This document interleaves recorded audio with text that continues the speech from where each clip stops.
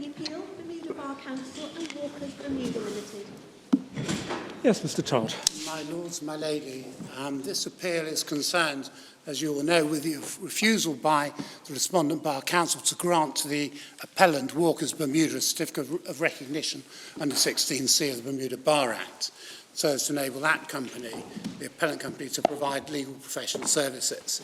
As the Court of Appeals said in its judgment at paragraph 16 at page 236 of the record, the central issue in the case is what the Companies Act 1981 of Bermuda means when it requires a company to be controlled by Bermudians. But whilst this appeal arises in the context of an application for a certificate of recognition by a law firm, the decisions of in this appeal, and indeed of the board in Cablevision, Bermuda Cablevision and Colica, are important for all local companies in Bermuda and the manner in which they organise and manage their businesses. You will have seen, my lords and my lady, that for the purpose of these proceedings, the courts below have used the expression, and I intend to use it in the same way, they've used the expression corporate control to refer to the ability of a person to control the passing of resolutions by a company in general meeting or by its board of directors. That you see from para 16, page 236 of the record in the Court of Appeals judgment. And then commercial control, the courts below have used that expression to refer to the ability of a person to control the business affairs or activities of the company and how it operates by reason of the commercial relationship between the company and that person. You'll have seen, my lords and my lady, there are 4 agreed issues on this appeal, and they're in the record at 332 to 333. The first is what's meant by the phrase controlled by Bermudians. The second is whether commercial control as found by the Court of Appeal will be sufficient for the purposes of those provisions. And then thirdly, the question of fact, if you like, whether the Walkers Bermuda, if it were to enter into licensing and services agreements and a loan agreement, would still be a company controlled by Bermudians for the purposes of those provisions.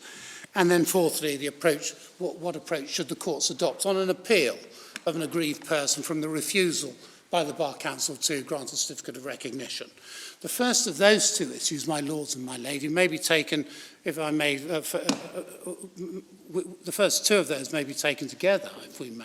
And in relation to those 2 issues, by way of a very brief summary, we say, in general terms, when dealing with control, company law has regard to the ability to take or not take, or to procure that actions be or be not taken.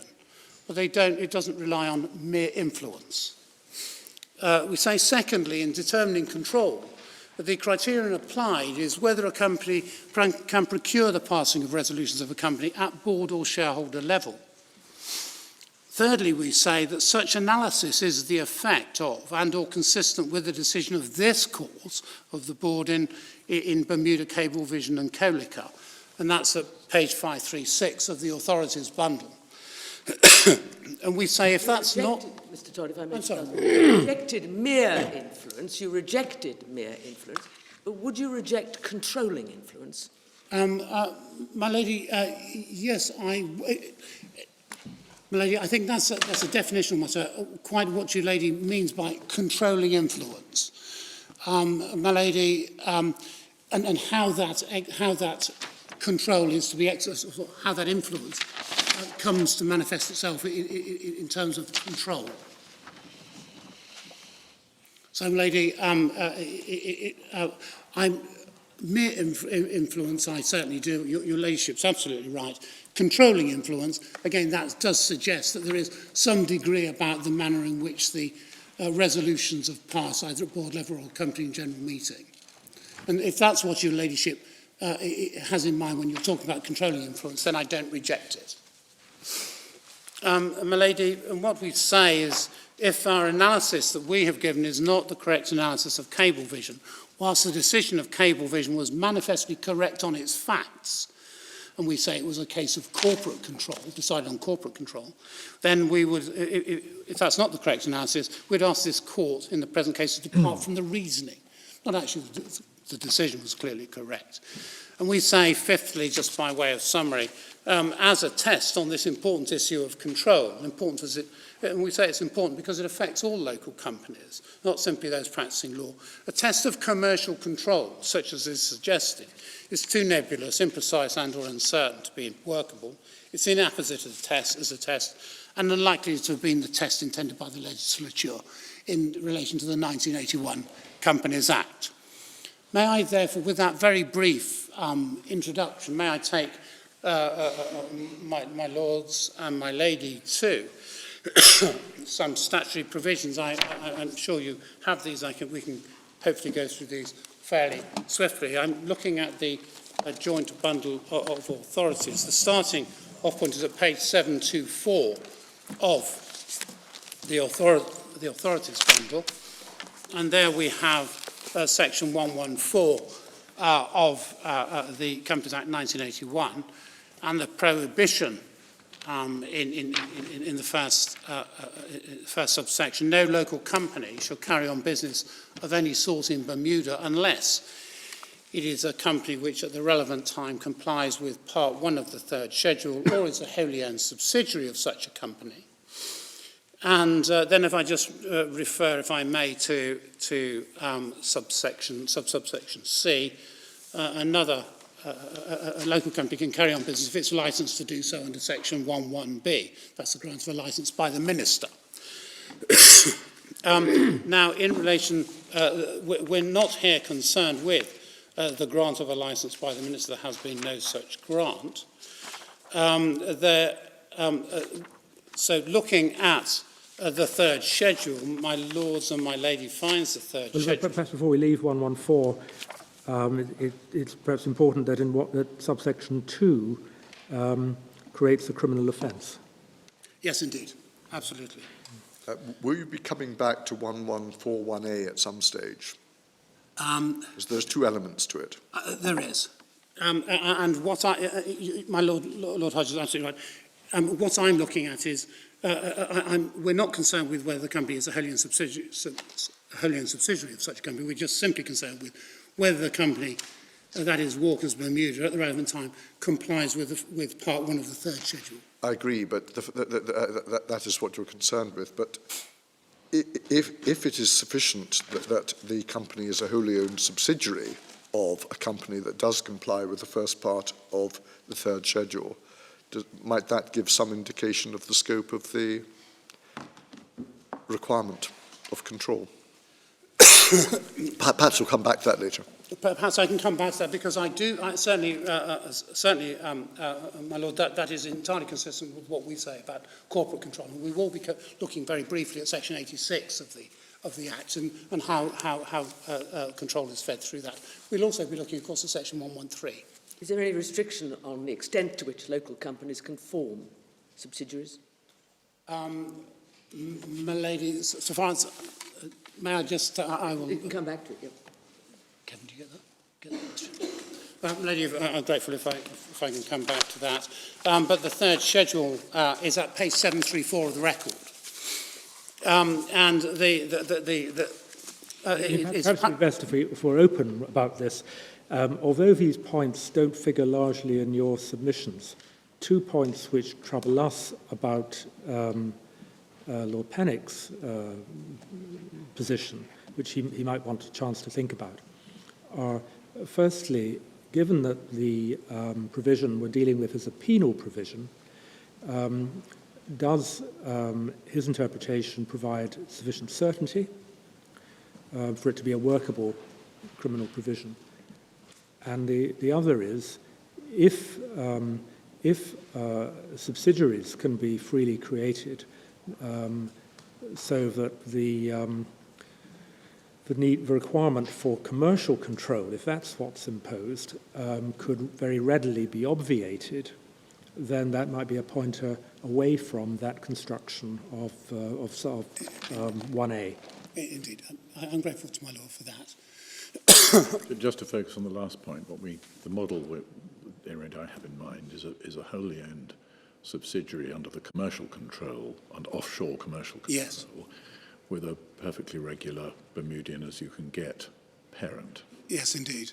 That would be, literally, to use an often used expression, coaching horses through the statutory provisions, I would suggest, because this is really looking at, because the whole essence of the third schedule is controlled by Bermudians. And that is indeed what you find in paragraph 1.1. It's the control by Bermudians. And you see a number of provisions in the third schedule, which I'm going to come on to, just very briefly, to show how they see control and the importance they attach to this. It's firstly, the company shall be controlled by Bermudians.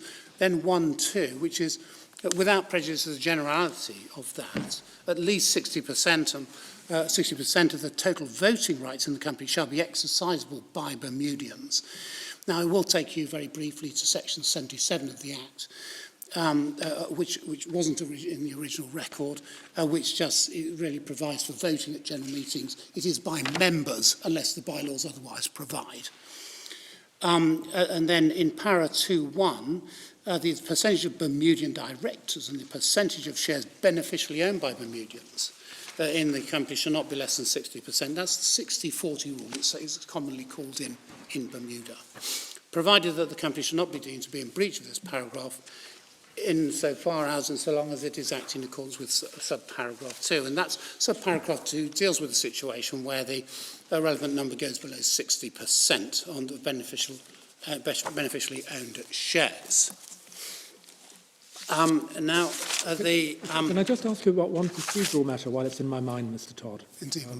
It's simply, I appreciate that the relevance of compliance with section 114 to the responsibilities of the Bar Council is a matter of concession.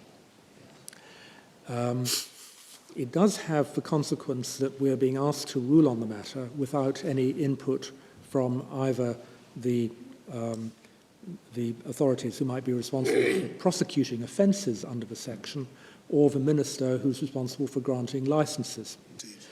I just wondered if there had been any, if they had been involved in these proceedings in any way at all, for example, by service or something of the kind. My lords and my lady, you should know this. My learned friend, Mr. Lord Punnitt, has put in the ministerial statement, which was issued, I think, in November, December last year. It is the case that Walkers Bermuda have been in touch, and the principal of Walkers Bermuda, Mr. Taylor, who's my junior, has been in touch, in constant touch with the minister, and has, as a result of the Court of Appeal's decision, actually made an application for a licence from the minister, in case this appeal should, if I may put it this way, go the wrong way, yes, and against him. So the minister, yes, is well aware of these proceedings. That's very helpful. Grateful. So yeah, I'm grateful. And then what we in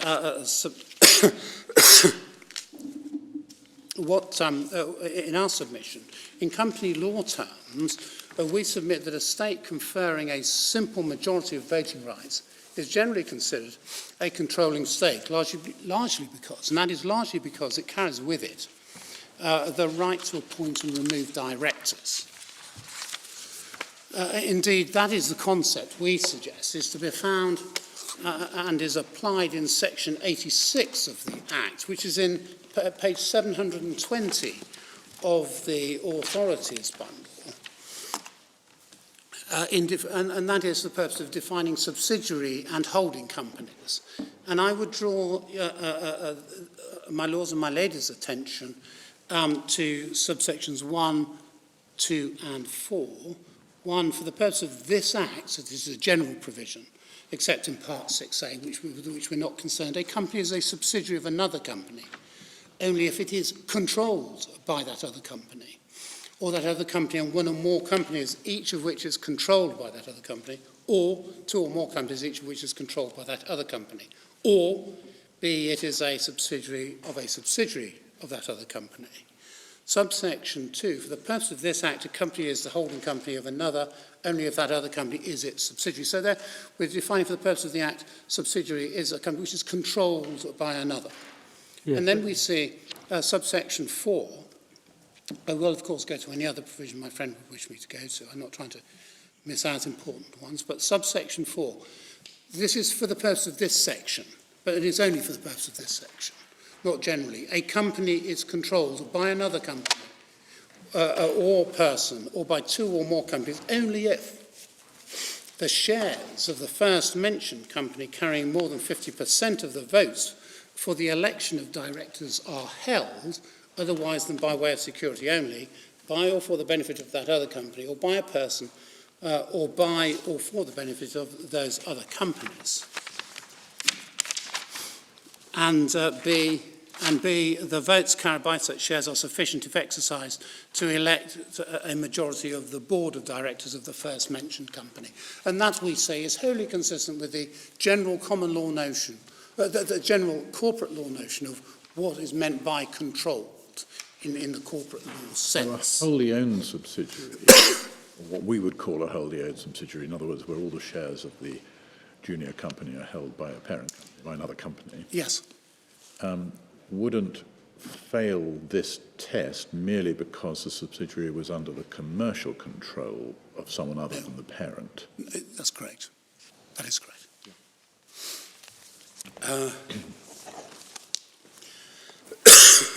And indeed, for the purpose of this definition, I suppose the subsidiary wouldn't be under the control of that third person at all for the workings of this definition. No, that's right. It actually wouldn't be a subsidiary, of course, if it was just reliant on that commercial control, because you actually have to have that element of control through the right to elect directors.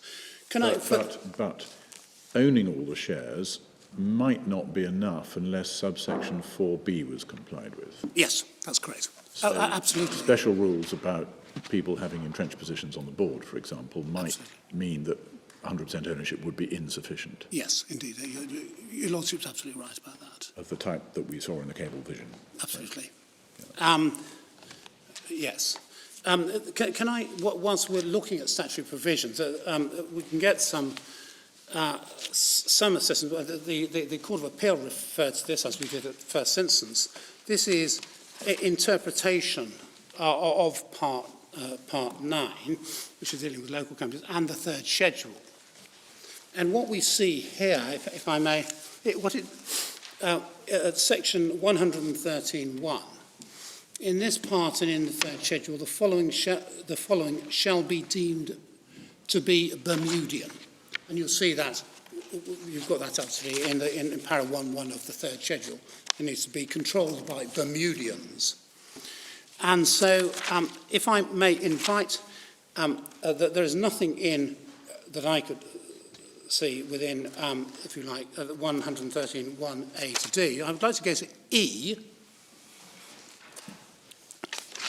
You've seen the reference to a local company in CD, in 113.1 CD. I don't rely on that. But then going over to E at page 723 of this authorities bundle.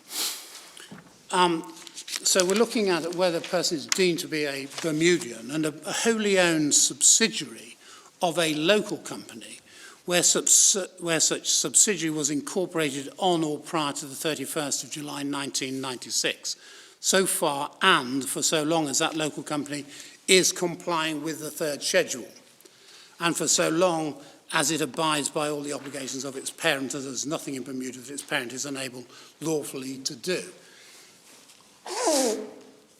Excuse me, sorry. So a wholly owned subsidiary of a local company. And then in subsection 2, for the purposes of subsection 1, so we're looking at a company shall be deemed to be a wholly owned subsidiary of another company if the latter company enjoys the beneficial interest in all the shares of the former company through beneficial ownership, or as a beneficiary under a trust express or implied, or through a nominee shareholder, to the exclusion of any other person, and control in the former cannot, by means of any arrangement, artifice, or device, be exercised either directly or indirectly by persons who are not Bermudians. You've seen there the reference to arrangement, artifice or device, and that is something which comes out also from Cablevision and the arrangements in Cablevision and also in the Court of Appeal judgment. Does control in the former company mean control of the former company rather than control of the shares which have just been mentioned? It's control of, in our respectful submission, it's control of the former company. Of the company? Of the former, yes. And then in 3, no share shall be, so we're looking at here, this is beneficial ownership. No share shall be deemed to be beneficially owned by a Bermudian. And you saw that, that's a reference to, it's relevant to paragraph 2.2 of the 3rd schedule. But no share shall be deemed to be beneficially owned by a Bermudian if that Bermudian is in any way under any obligation to exercise any right attaching to that share at the instance of or for the benefit of any person who is not Bermudian. And that's all I wish to take, my lords and my lady, to in those statutory definitions. I was going to, having shown my lords and my lady the statutory scheme within which we're operating, I wish to take, to refer briefly, I hope,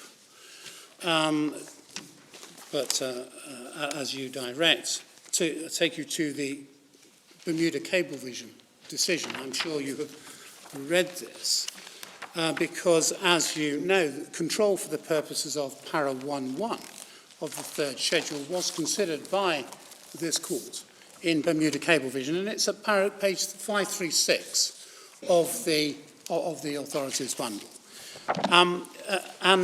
In that case, in our respectful submission, the courts found that the McDonalds, i.e. the non-Bermudians, could exercise what we submit was corporate control over Cablevision. And we say that appears, that finding is at 546 letters G to H. They didn't call it corporate control. They said in every relevant sense, and that's a phrase which my friend relies on, the McDonald interests had and have control of Cablevision. But when you look at the facts of that case, it's plain as a pikestaff what in our respectful submission, the board was looking at corporate control and analysing the situation according to notions of corporate control. The facts you will have seen, my lords and my lady, at pages 543, letter A, through to 544, letter C. If I may just recount those to you, there's just one or two points in particular I wish to draw your attention to. Cablevision had been granted by the government a licence to construct, install and operate cable television system for Bermuda. Mr. Wilson, the majority shareholder of Cablevision, had failed to raise the necessary finance, and he met the McDonald brothers. They negotiated, Mr. Wilson and the McDonald brothers, negotiated a quorum agreement and signed a manuscript to that effect. As a result, the McDonald's company, MGI, undertook to provide the funding for the construction of a cable television system in Bermuda and to undertake the construction and operation of the system. And importantly, in return for its contribution, it was to receive 60% of the equity of the CATV system on Bermuda. Well, that was as a result of those negotiations. They then came on to preparing contractual documentation and no doubt discovered the Companies Act 1981 and the 3rd schedule. But as a result of negotiating that contractual documentation, Cablevision, the company, entered into a development agreement pursuant to which MGI undertook to procure a construction agreement with an appropriate contractor for the construction of the cable television network and to use its best endeavours to procure appropriate bank finance. And it's also entered into a consulting agreement with the McDonald's Cayman Island company called Atlantic for the provision of consulting services to Cablevision. And that also provided for Atlantic to receive a consulting fee equal to 60% of the profits of Cablevision, and which agreement was terminable only with the consent of both parties. The bylaws of Cablevision were altered to protect the proposed investment of the McDonald's. And as a result, the McDonald's acquired only a minority shareholding in Cablevision, amounting to 33 and a little bit more % of its issued share capital. So well under the well under the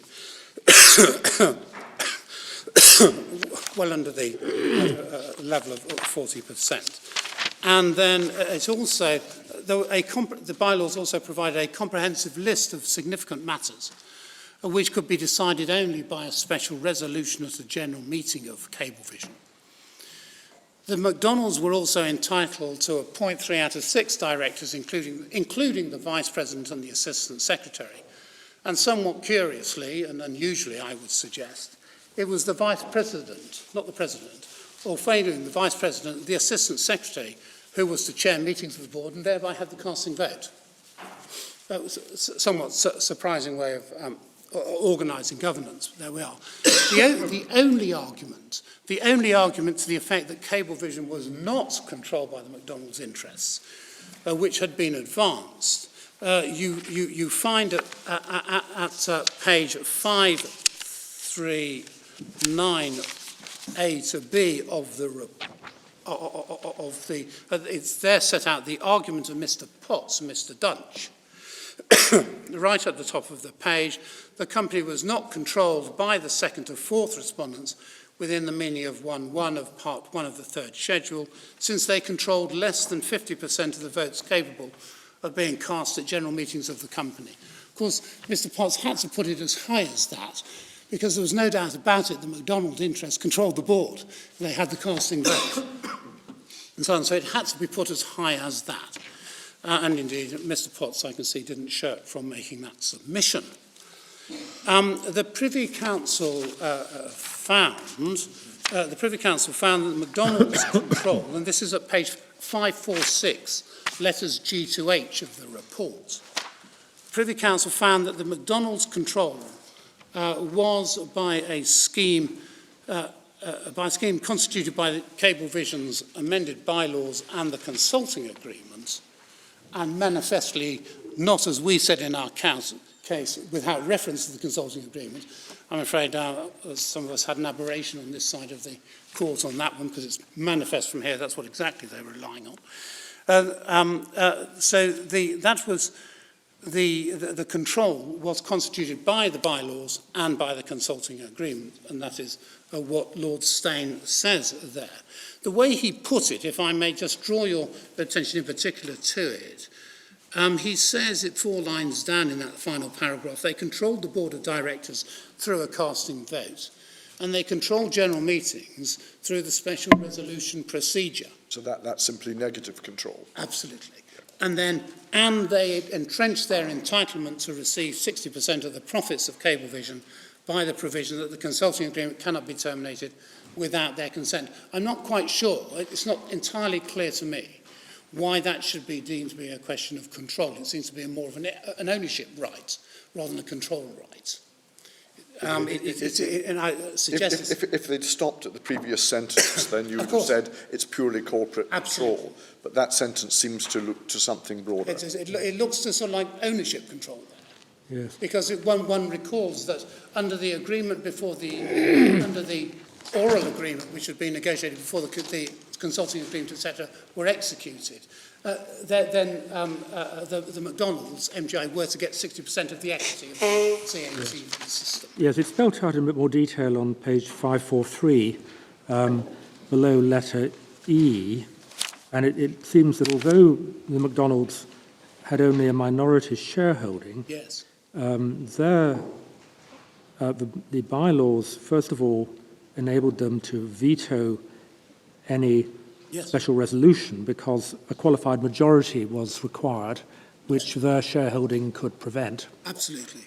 And although they had a minority of the shares, those entitled them to appoint half of the board of directors and also the the president and the vice president and assistant secretary, which would enable them to have a casting vote. Absolutely. Yeah. I mean, sure, It's corporate control plus, in a sense. Indeed. Yeah, sure. Well, they had entrenched board control, Yes. yeah. and their negative control of the board of the general meeting was sufficient to ensure that their board control could not be disturbed. Absolutely. Yeah. The whole list, the Privy Council refers to the whole list of matters which were reserved. But they probably didn't need a provision that the services agreement could only be terminated by both sides. Yes. Because the company couldn't terminate. Yes. Yeah. Your Lord's absolutely right. Interestingly, no reliance was placed by the Privy Council on either development agreement, pursuant to which they undertook to procure the construction, i.e. to ensure that the business of the company was to be carried on, and to procure the appropriate contractor be engaged. Yeah. And Well, this wasn't a case about commercial control at all. In the articles or bylaws were structured in such a way as to ensure that those shareholders had effective control of the company. Absolutely. Yeah. And that was it. And that control was corporate service measures. That's why I said the sentence about the consulting is really just an add-on to corporate control. Indeed. My Lord, I agree, and I'm grateful to my Lord for that. And but no, what we do find at page 545, letters G to H. Look, well, it starts at letter E. This is the control issue, and it's there again referring to Mr. Potts' submission by reference to certain tax cases. And what the court says, just below letter G, the decisions cited do not assist. Indeed, a study of the reasoning of those decisions shows the expressions such as control and controlling interest take their colour from the context in which they appear. There's no general rule as to what the word controlled means. Contrary to the submissions of counsel for the appellants, the expression controlled by Bermudians in para 1.1 is not a term of art. The expression must be given the meaning which the context requires. Para 1.1 is, and this is he then sets out the context, and that becomes clear a bit from page 546, letter B. But if I take it through, para 1.1 is the general provision, and para 1.2 is a specific provision, introduced by the words without prejudice to the generality of sub-para 1. Nothing in part 1 of Schedule 3 warrants a restrictive interpretation of para 1.1 to limit its scope to control by means of a vote at general meetings. That was addressing Mr. Potts' submission, of course. Indeed, para 2.1, so far as it requires a percentage of Bermudian directors not to be less than 60%, shows that the legislature did not proceed on the myopic footing that control can be exercised only through a vote at general meetings. That the legislature was alive to the fact that businessmen might, by arrangement, artifice or device, create the appearance of compliance with the legislation is made clear. See section 113, subsection 2, and I've taken my laws and my lady to that. This, he then says, this was the context in which the legislature adopted the broad general statutory requirements of control by Bermudians. But we say nevertheless, it was corporate control which they were relying on. May I, just below letter B, he says, he continues, he says this, the generality of the meaning of control in such a context is illustrated by the famous decision of the House of Lords in Daimler and Continental Tire and Rubber Co. That's a case with concerning trading with the enemy. I'm going to come back to, perhaps I can just read that. I will be coming back to Daimler, so can I just ask you, if I may, to ask you please to pause there.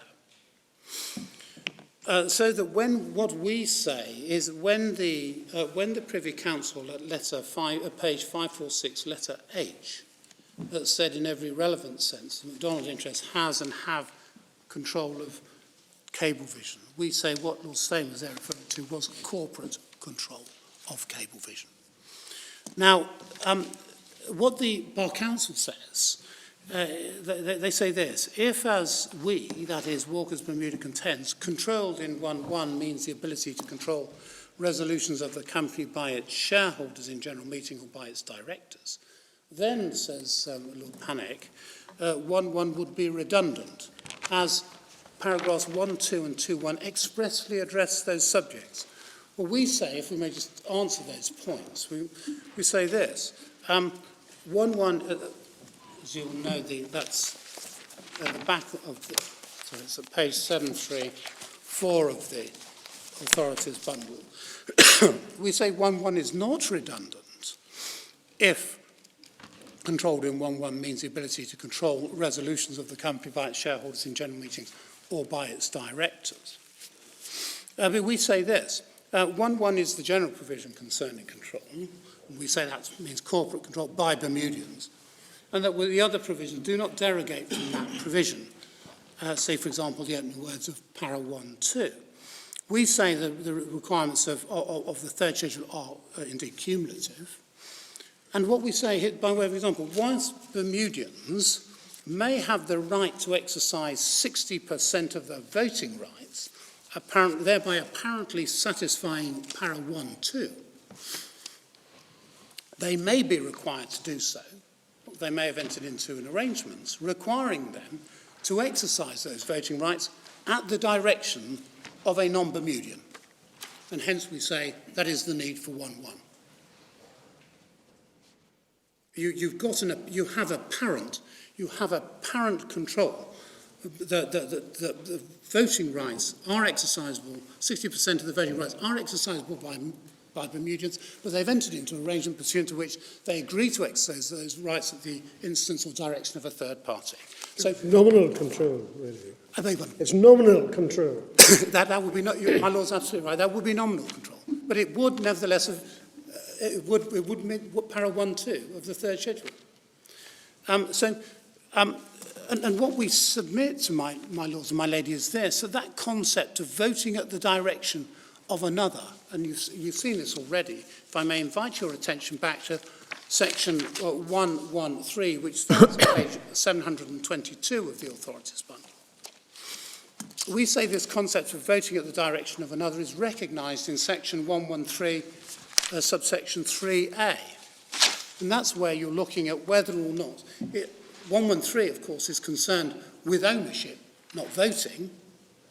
But in relation to ownership, it's concerned, section 113 is concerned with whether or not a share is deemed to be beneficially owned by Bermudians.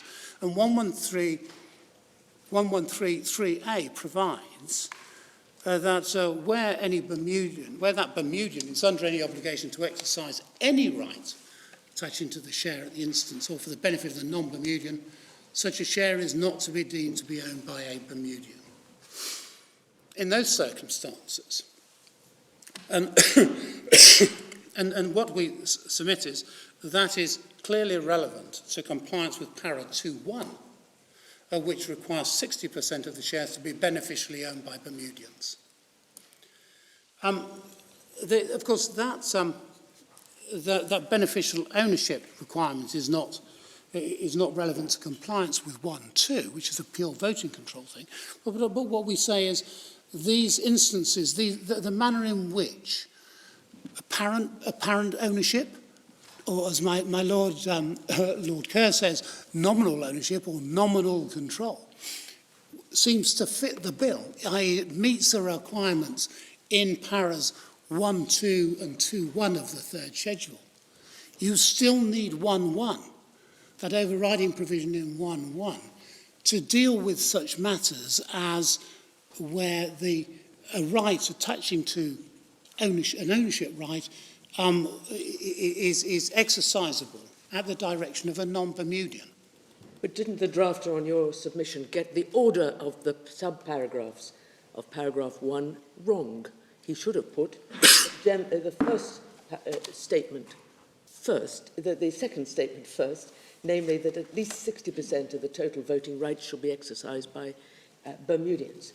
That's the first rule in your submission. And then you say the next provision, which is currently paragraph 1, fills the gap where indeed. there's nominal control, as my lord will. Indeed. Yeah. So the order's wrong. My lady, yes. My lady, this provision in the 1981 Act, as you've seen from our written case, came in the 1969 Act. And it's pretty well been unamended. It came in as the first schedule of the 69 Act.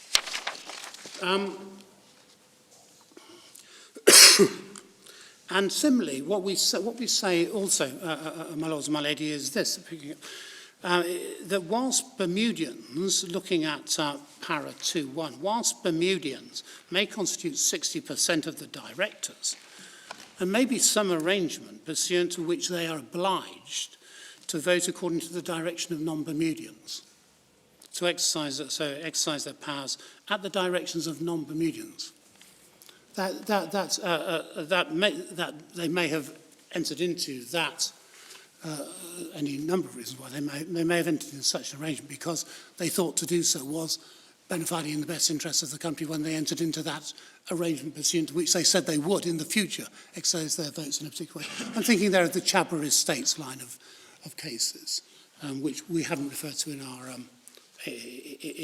our submissions, but that is what I have in mind.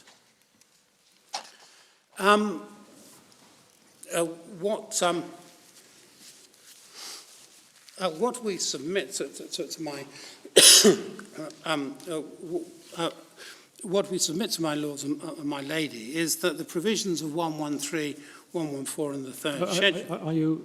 Yeah. Are you? Have you finished looking at the text of the third schedule? My lord, I think I have. Well, I was just going to raise with you paragraph 2.2. Yes. I think clearly, if you're right, corporate control can be affected by arrangements deliberately entered into, but it can also be lost by factors that are beyond the company's control, simply through the sale of shares or transfers of shares. Yes. And paragraph 2.2 deals with that, that effectively if the Bermudian shareholdings fall below 60% by virtue of factors which are beyond its control, Yes. then there's quite elaborate provision in subparagraphs 2 and 3 to ensure that the company doesn't immediately contravene the statute. Yes. But it's given time to regularize its position, effectively. Yes, indeed. And bring itself back within the rules. Now, it might be said that if, on the other hand, what the third schedule is concerned with is commercial control, then commercial control can equally be lost for reasons which are beyond the control of the company. But there is no provision made to address that situation. Your Lordship's absolutely right, and of course, what we submit to the board is this: that it is more likely that commercial control may well vary than what we call corporate control. Of course, shares may be transferred and the like, but commercial control of the nature which my friend is seeking to rely on is really by virtue of some agreements. They may come to an end. They can come to an end after a certain period. They may be terminated. And so you may find commercial control going all over the place. Well, the example I had in mind was a company falling under the commercial control of its principal lender, Yes. where it committed through, I say no fault, I mean, where economic circumstances meant that it failed to comply with some Yes. part of a torrentially drafted events of default clause. Such that, in reality, it had to do what its lender told it, or the loan would be called in. Absolutely. And in that sort of situation, and my Lord puts us that situation, in that situation, generally what happens, in my experience, I'm not giving evidence here, but in my experience, is there's an intervention right given to the lender, and whereby they can take control. They don't take control of the company. Of course, even then they don't take control of the company. They take control of some part of its assets, over which it has a charge. but it requires some sort of intervention right, and that's absolutely striking here. There is nothing in any of these commercial agreements which confer upon Walkers Global any right of intervention. Thank you. So I'm grateful to my Lord Reid for that. And so that, as my Lord rightly points out, if commercial control is considered to be within 1.1, then one would have expected to find some sort of provision, elaborate provision, as one finds when corporate control is depleted.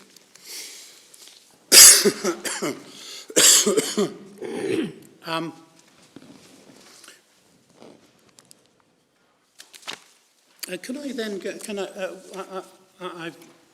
I stopped when I was inviting my lords and my ladies' attention to cable vision just above the citation of Daimler.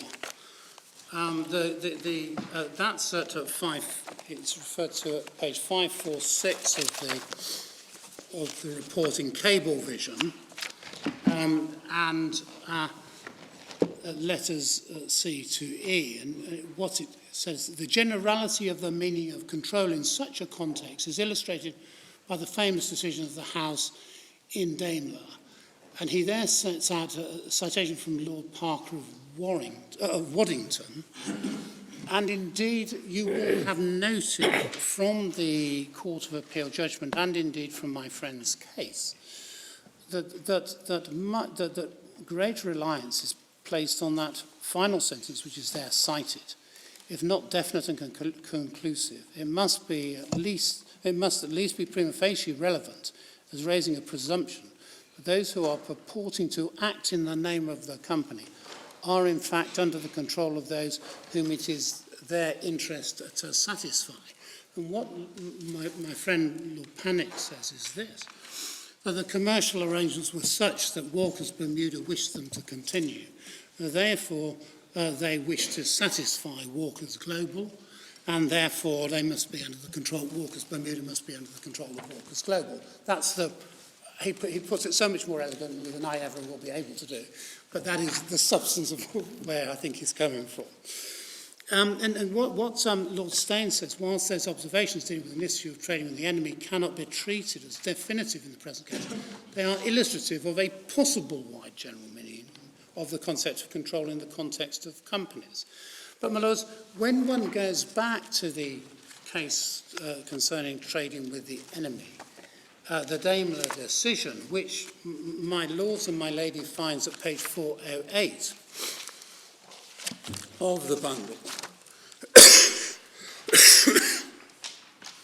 one sees that that was a case which was decided on the basis of corporate control.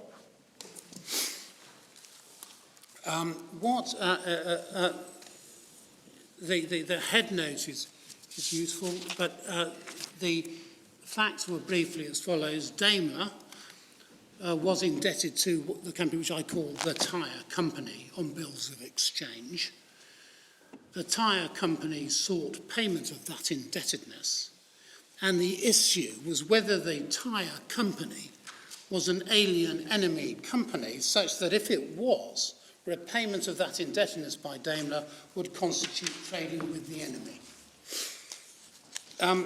Then as to shareholdings, etc., in the tyre company, one finds the detail of those at page 421 of the report. What are those facts? This is in Lord Atkinson's speech. They are the 25,000. I invite my lords and my ladies' attention from Arabic 1 in parentheses to the end of 5 at page 422.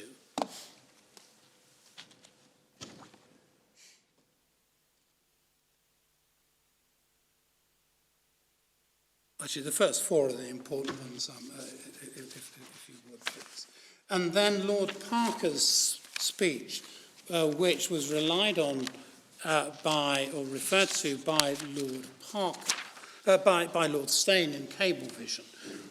One finds his speech starts at 437, and I would invite my lords and my ladies' attention to pick it up at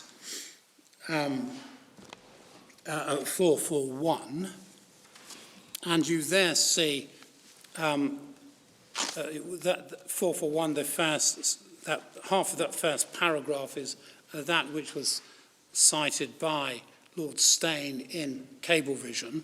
The acts of a company's organs, its directors, managers, secretary and so forth, functioning within the scope of their authority, are the company's acts and may invest it definitively with enemy character. It seems to me that similarly the character of those who can make and unmake those officers, and now I would say that's the power to appoint and remove those officers, dictate their conduct immediately or immediately, prescribe their duties and call them to account, that is, i.e. the company in general meeting.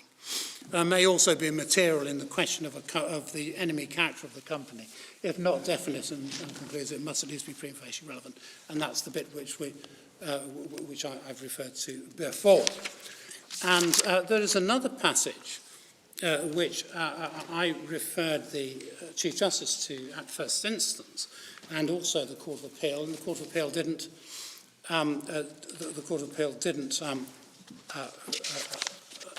refer to this additional passage, and that's to be found at page 446. And this makes it clear. It's picking it up at Arabic 4 and then below. This makes it clear in our respectful submission is what was under consideration in this case was actually corporate control. The character of individual shareholders cannot of itself affect the character of the company. This is admittedly so in times of peace, during which every shareholder is at liberty to exercise enjoy such rights as are by law incident to his status as shareholder. It would be anomalous if it were not also in the time of war, during which all rights and privileges are in abeyance. The enemy character of individual shareholders and their conduct may, however, be very material on the question of whether the company's agents or the persons in de facto control of its affairs are in fact adhering to, taking instructions from, or acting under the control of enemies. This materiality will vary with the number of shareholders who are enemies and the value of their holdings. The fact, if it be the fact that after eliminating the enemy shareholders, the number of shareholders remaining is insufficient for the purpose of holding meetings of the company or appointing directors or other officers, may well raise a presumption in this respect. And so they're looking really who has the right to appoint directors, who has the right to control what the directors do, and what they're looking at there is the membership, i.e. it's a case concerning corporate control when you're determining what the character, whether the company is of an alien character.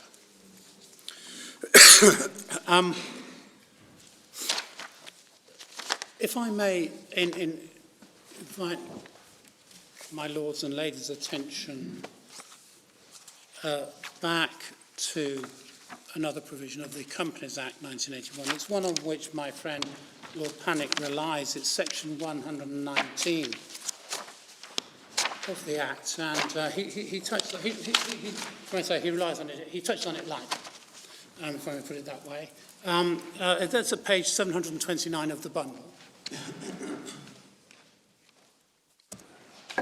And it provides that the Minister may at any time, by notice in writing, require the officers of a local company to come forward to him, to forward to him such information as to the officers of and shareholdings, including the classes of shares and the voting and other rights attached to each class in the local company as the Minister may specify. A notice under subsection 1 may require that the officers set out in writing within such period as may be specified in the notice the facts in relation to the officers' shareholdings and other matters relating to the control of the company which the officers contend establishes that the local company is Bermudian control. Such facts should specify the extent to which the control of any corporate body holding shares in the local company is vested in Bermudas. And I think my friend Lord Panic refers to in the third line of subsection 2, the other matters relating to the control of the company. What Lord Panic says is that the reference to other matters shows that what is relevant to control extends beyond mere directorships and shareholdings. Unfortunately, we're not told what those other matters are, upon which my Lord Panic relies. But what we submit to is that those other matters, which the Minister, of which the Minister may seek details, are matters which relate to arrangements or agreements affecting or conferring corporate control. That is to say, for example, to use the wording of the statute, any arrangement, artifice or device which may exist, pursuant to which a Bermudian is in fact merely a nominal Bermudian, a nominal shareholder or a nominal director. In that regard, can I invite my lords and my ladies' attention to section 118, subsection 7, A to D, and that's at page 729 of this of the authorities bundle. The officers of a local company. This is concerning the allotment and transfer of shares. You see that from the beginning of 118. And it provides in 118, subsection 1 at page 728 of the bundle, no allotment of shares in a local company shall be made by the officers of the company. If such allotment will, to the knowledge or belief of them or any of them, result in the number of shares beneficially owned by persons who are not Bermudians, exceeding the amount such persons are entitled to own by virtue of the third schedule, unless the prior written consent of the Minister is obtained. So that's the context. And subsection 7 provides the officers of a local company may at any time inquire in writing of any person who owns a share in the company, whether or not he's Bermudian, whether or not he's beneficial owner of shares, c, whether or not he is in any way under any obligation to exercise any right attaching to that share at the instance of or for the benefit of another person, and if so, the name of that other person, and whether or not that other person is Bermudian.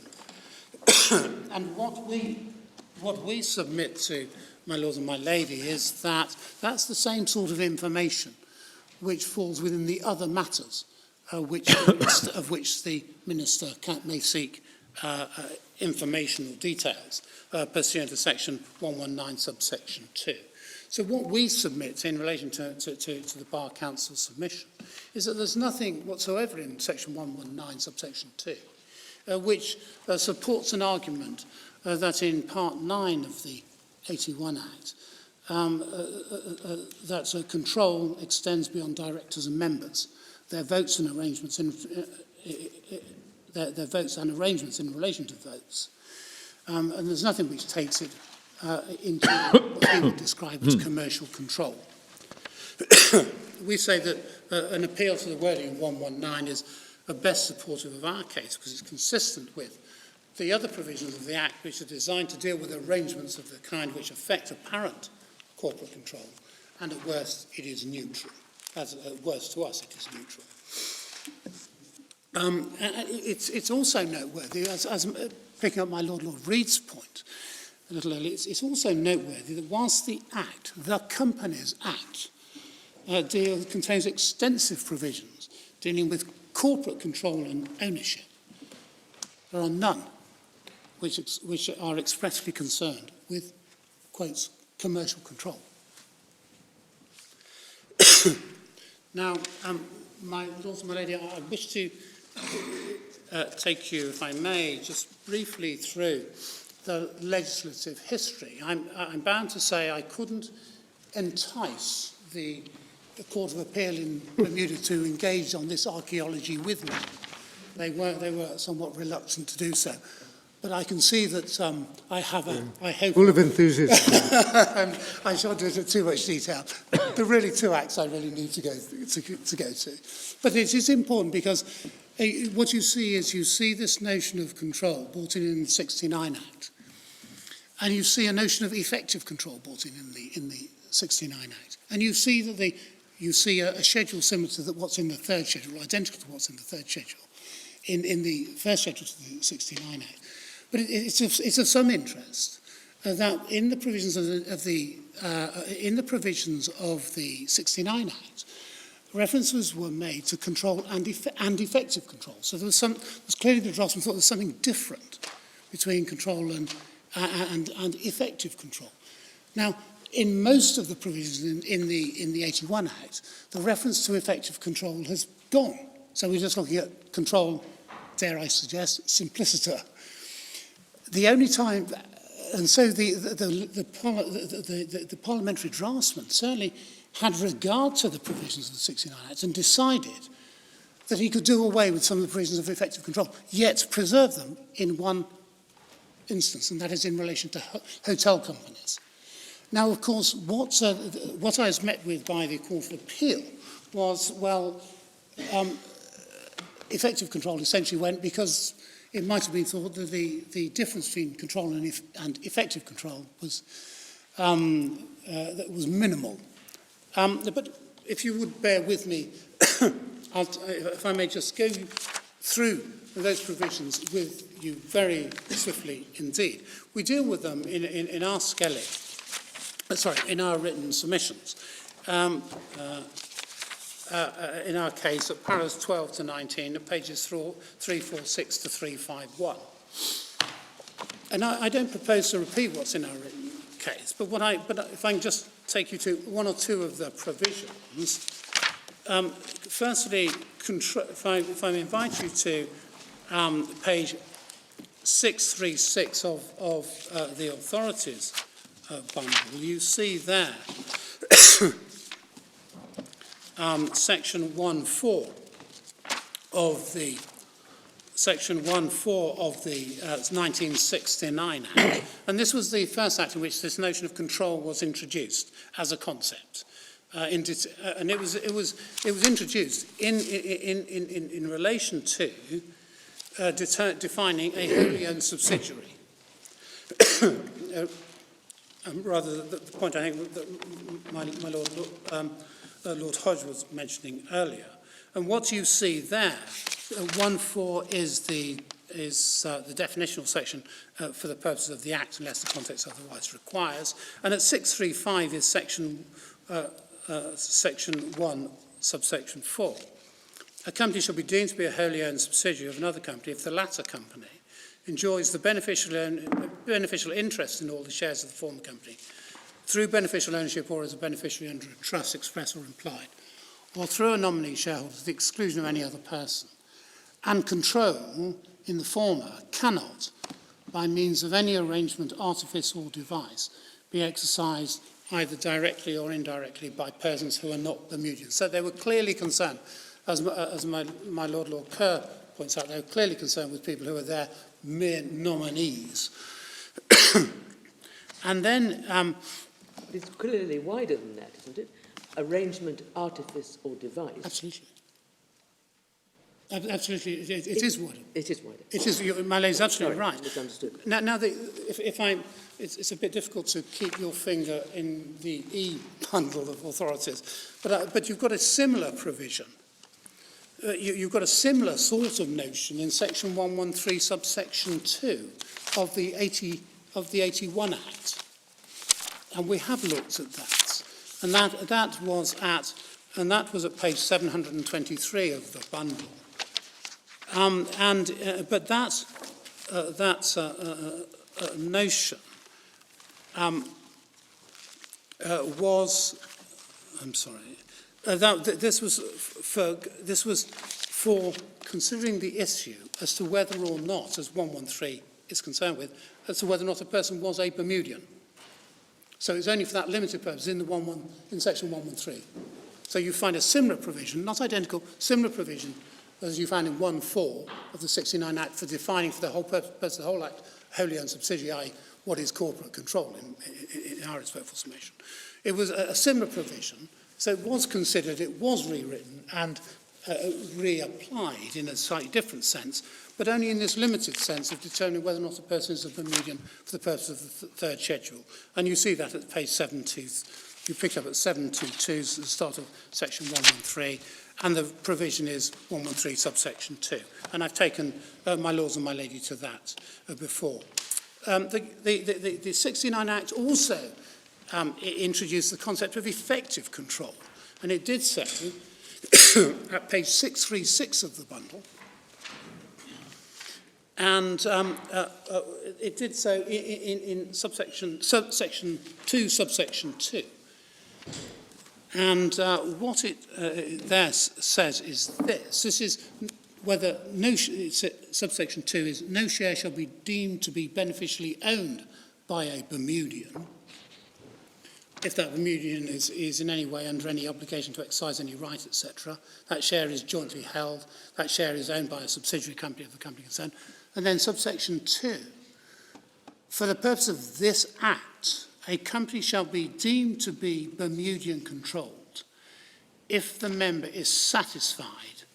That's the member, that's not a member of the company, it's the minister, for present purposes. It's the member of Parliament of the legislature, is satisfied that effective control is not either directly or indirectly, or by reason of any arrangement, artifice or device, vested in or permitted to pass to persons who are not Bermudians. So that introduced this notion of effective control.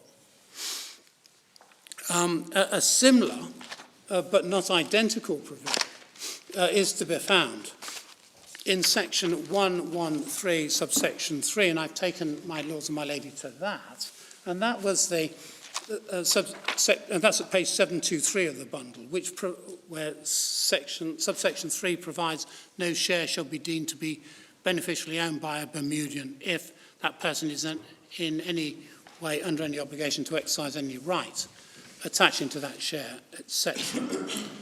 But interestingly,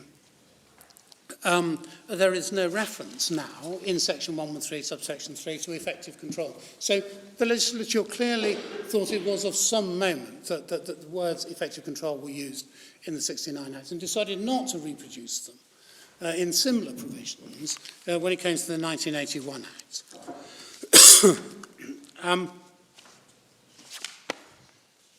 Section 2(4)(c) of the 1969 Act, and I'm provided for the purpose of subsection 1, a company shall be deemed, this is at page 636, for the purpose of subsection 1, a company shall be deemed to be a subsidiary of another company if the parent company owns more than 50%, the parent company is in a position to exercise more than 50% of the voting rights, or by means of any arrangement, artifice or device, effective control in that company can be exercised either directly or indirectly by the parent company. A similar but not identical provision is now to be found in section 86, as my lords and my ladies have seen, of the 81 Act. Again, in section 86, there is no reference to effective control. So there were two Amendment Acts between two Company Law Amendment Acts in 1974. And they introduced the notion of hotel companies and special provisions in relation to hotel companies. That's referred to in our written case at paragraph 15. And then, as we say, in our case, the Companies Act 1969 was repealed by the 81 Act. And the only place in which the term effective control appears is in section 115, subsection 3. And that's at page 726 of the authorities bundle, and it's that dealing with hotel companies. So the legislature, having removed this notion of the effective control from the earlier provisions we've seen, nevertheless decided to keep it in relation to hotel companies. And that provides that... Sorry, which section are you referring to? I'm sorry, my lord. It's section 115 at page 726. Yes, I've got it. Thank you. And the effective control appears in subsection 3. Yes, I see. Thank you. So that was retained. And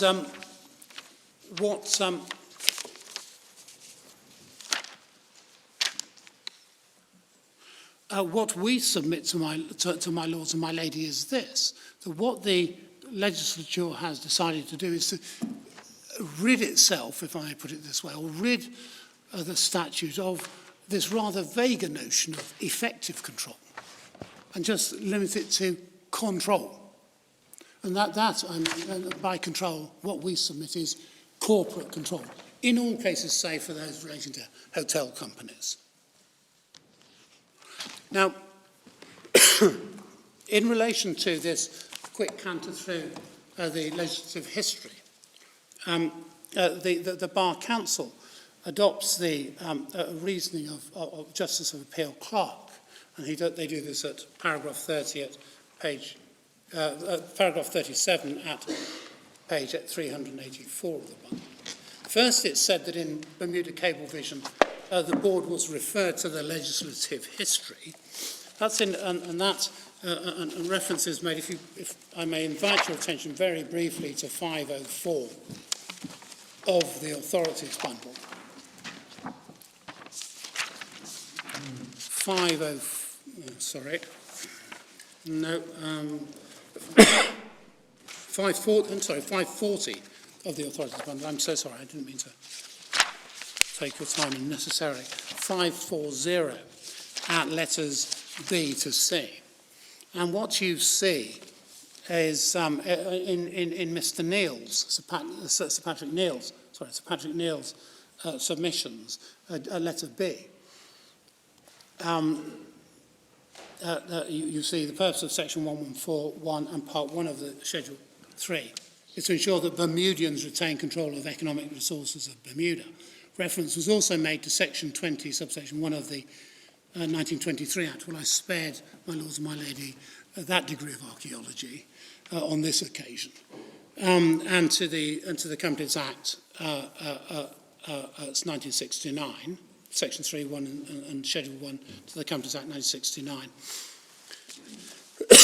And section 1132 of the Companies Act. Well, of course, what that wasn't. Who knows whether that was what was said or reference was made, whether that is taken from the written case.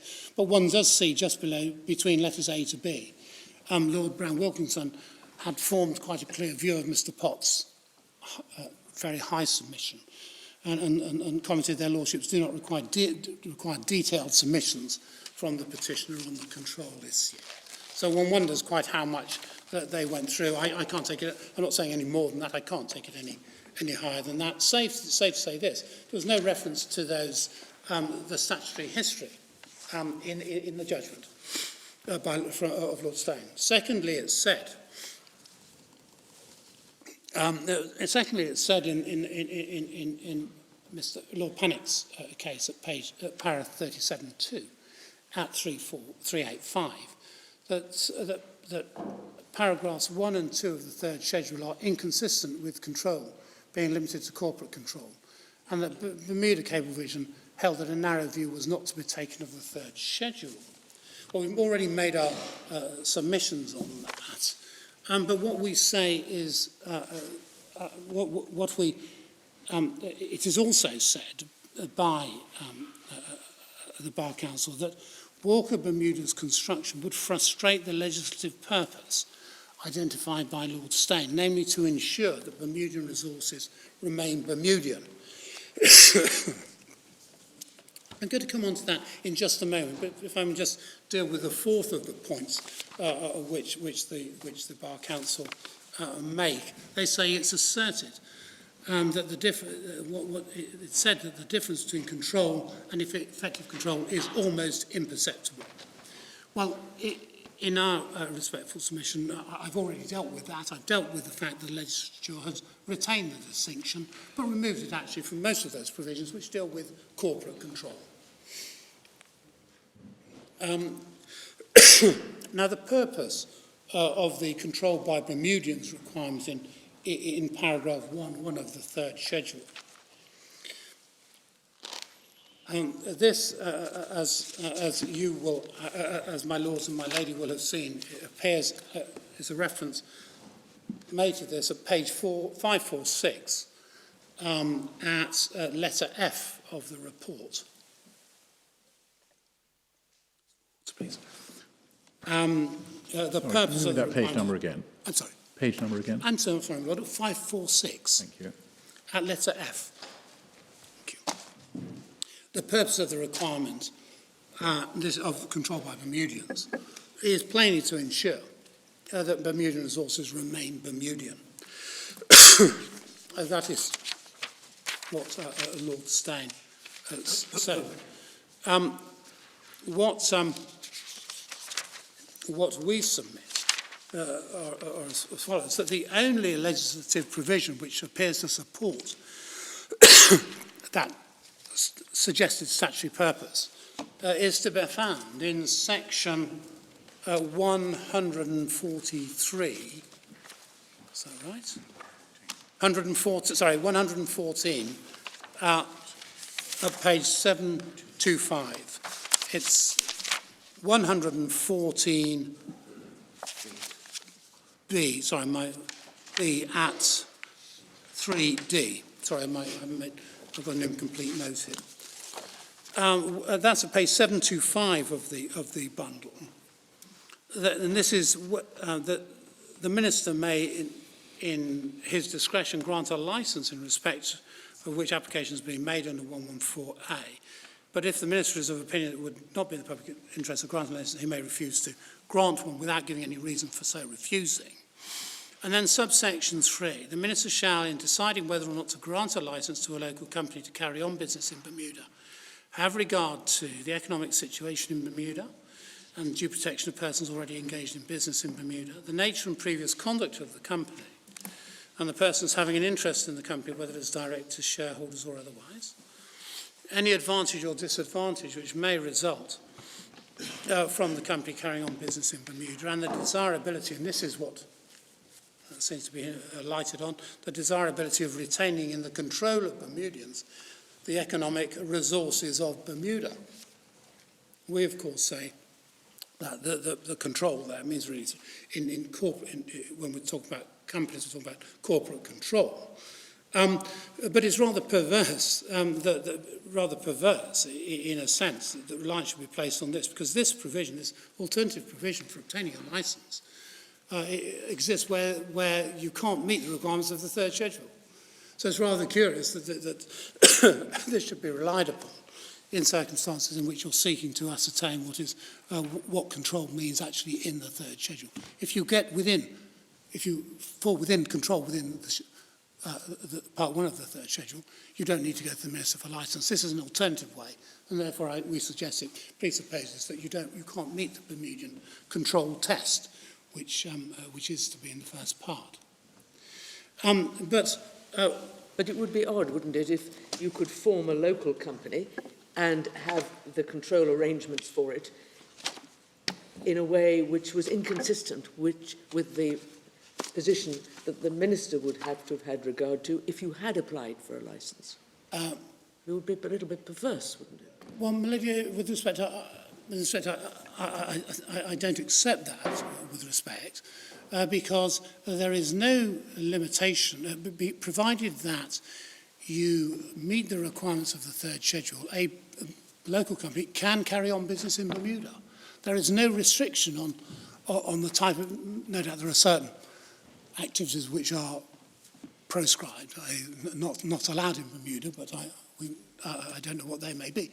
But it is not, but generally provided, subject to those specific cases where legislation says you can't do this in Bermuda, then if you're a local company, there is no limit to the business which you may legitimately carry on. You do not have to satisfy anybody at all that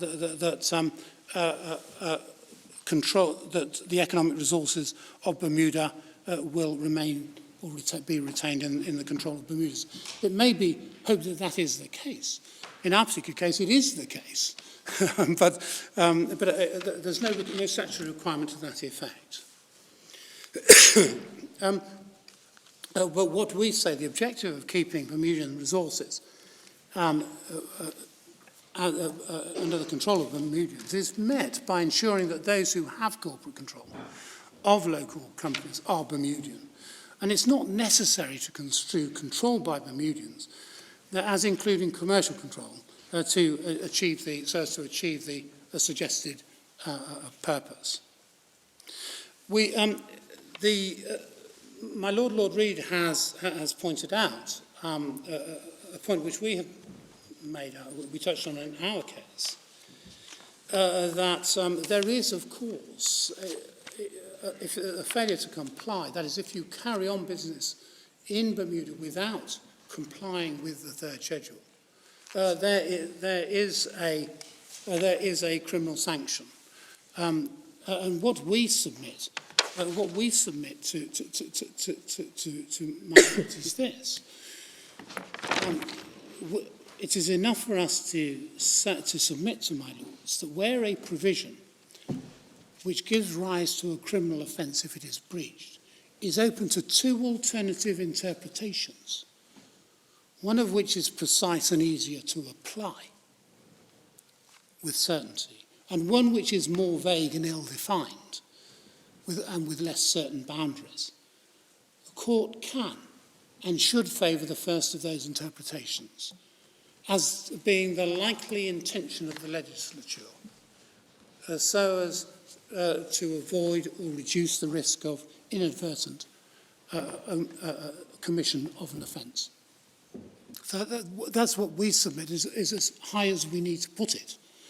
We could put it higher and say that because there are criminal sanctions, there's a criminal offence to breach section 114.1, it should be narrowly construed. But in our respectful submission, it is sufficient for us. It was put in a case which I know my Lady Arden will recall. It is not one I've referred to in the case, but I just put the proposition to you as part of my submission, if I may. It's that where you have a criminal sanction for a breach of a section, in construing the section, you don't construe it so as to bring acts or activities within it which are not fairly within the wording.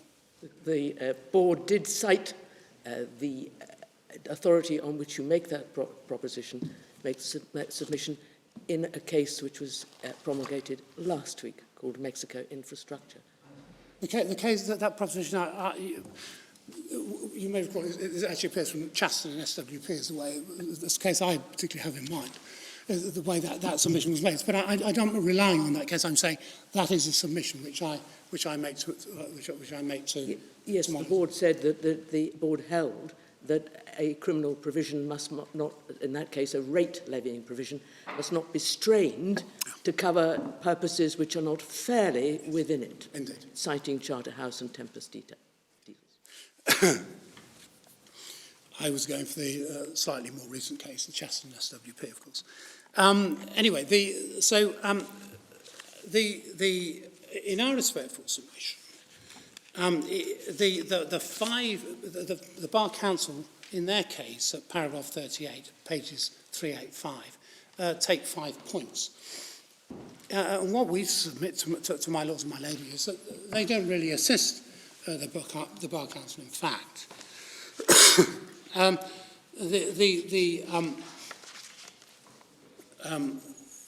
What they submit is that the argument which was made, which we are making, was not made in Bermuda Cablevision.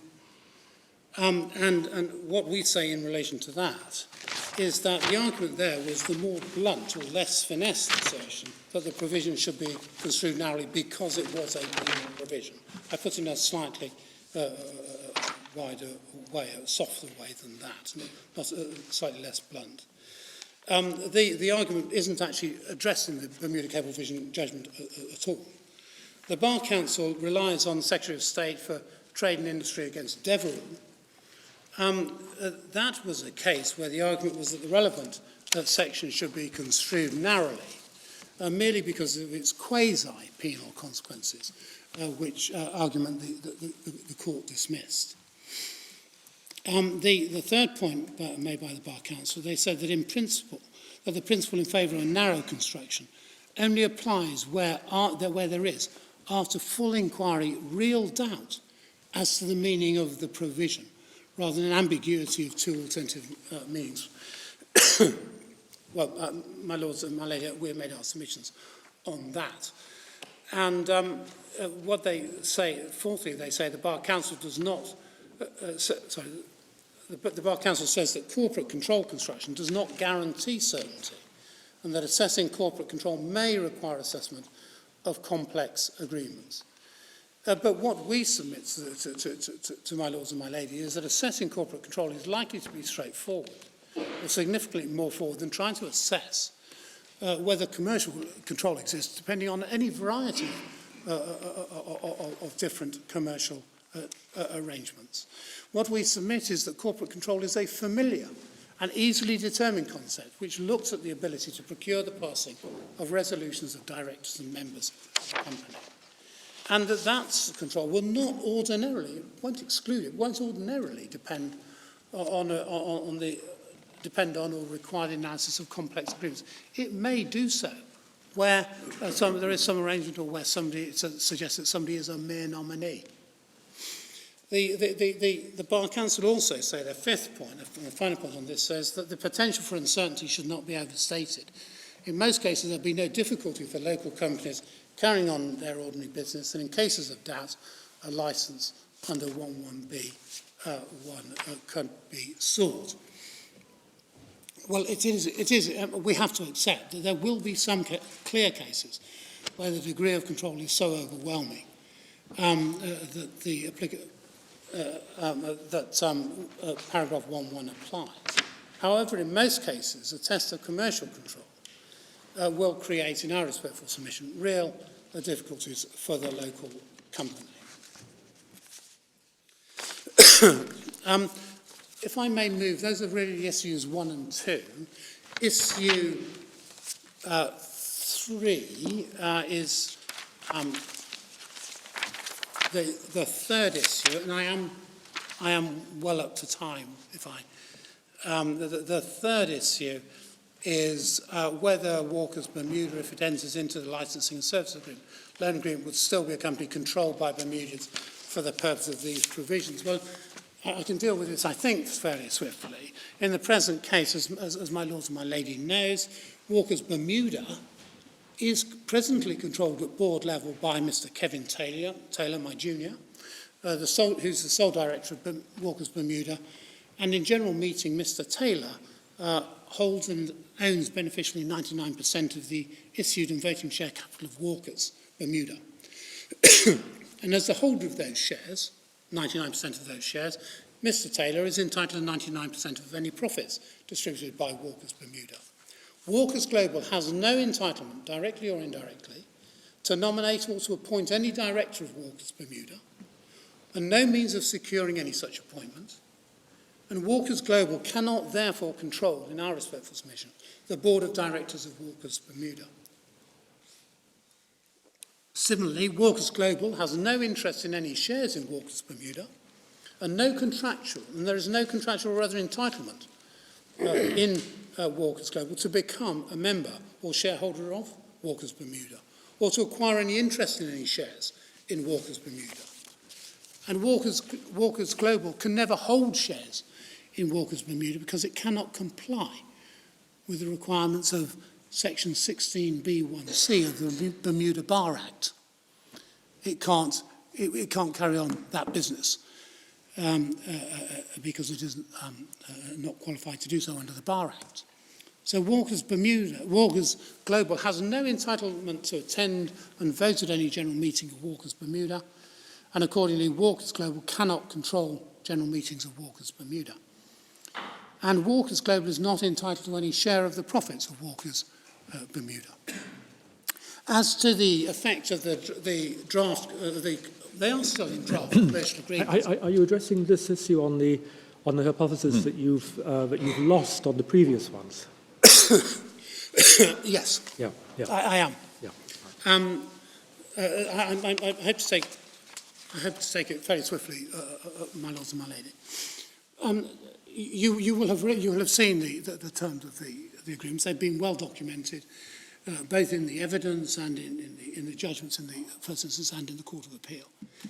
What we say is as to the effect of the draft commercial agreements, their terms give Walkers Global no rights or powers at board or shareholder level at of Walkers Bermuda, either to influence or to dictate the management or operation of Walkers Bermuda so as to affect its decision-making or its business.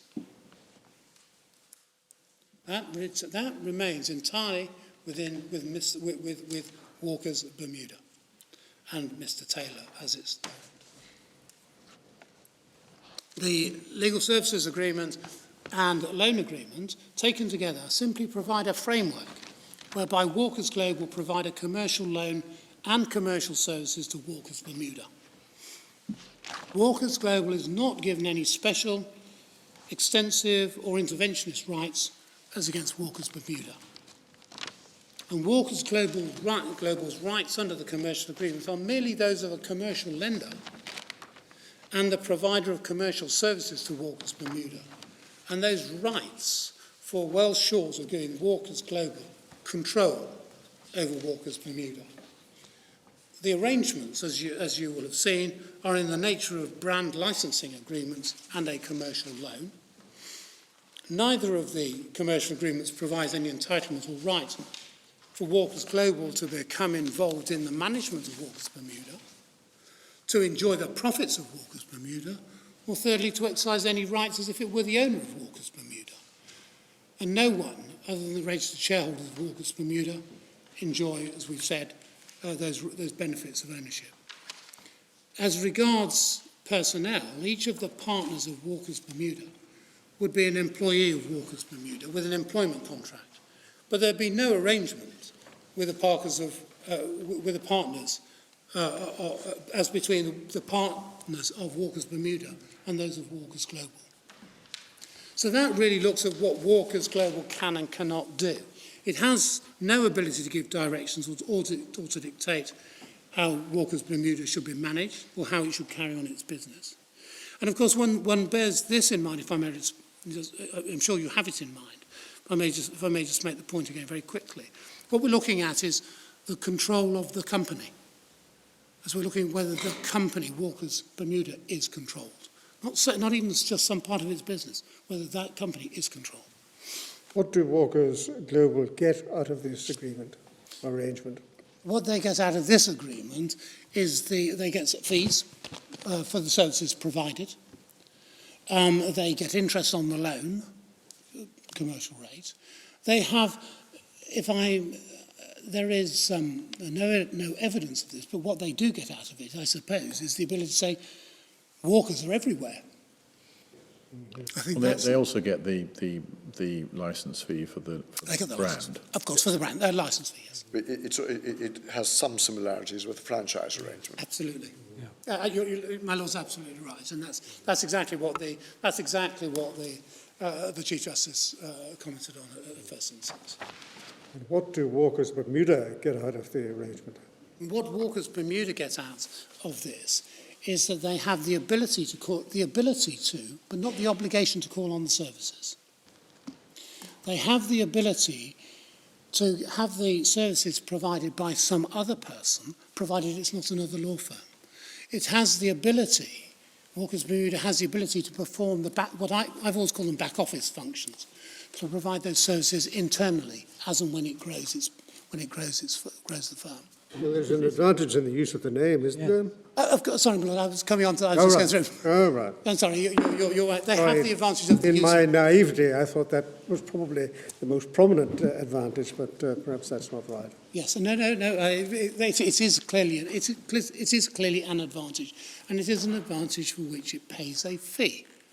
But, I mean, presumably they would also, in practice, get retainers by worldwide customers of Walkers, clients of Walkers, in relation to Bermudian legal business. Absolutely. That's what you're saying when you said that Walkers want to be everywhere. Yes, but I'm now looking at the advantages of Walkers Bermuda. Certainly from Walkers Global, Walkers want to be everywhere. Looking from Walkers Bermuda, it has the ability to attract to the jurisdiction that work, which is within the otherwise under the Walkers Global umbrella. So it's a real advantage to Bermuda, and that's obviously one of the things which Mr. Taylor has in mind when he established Walkers Bermuda, be able to call on that. Now, what Lord Punnock says in relation to this, they rely on 4 indicia of control.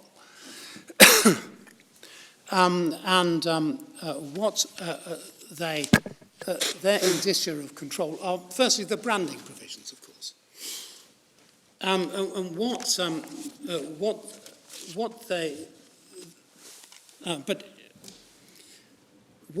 We say, what the Bar Council says is that when you look at the branding agreement,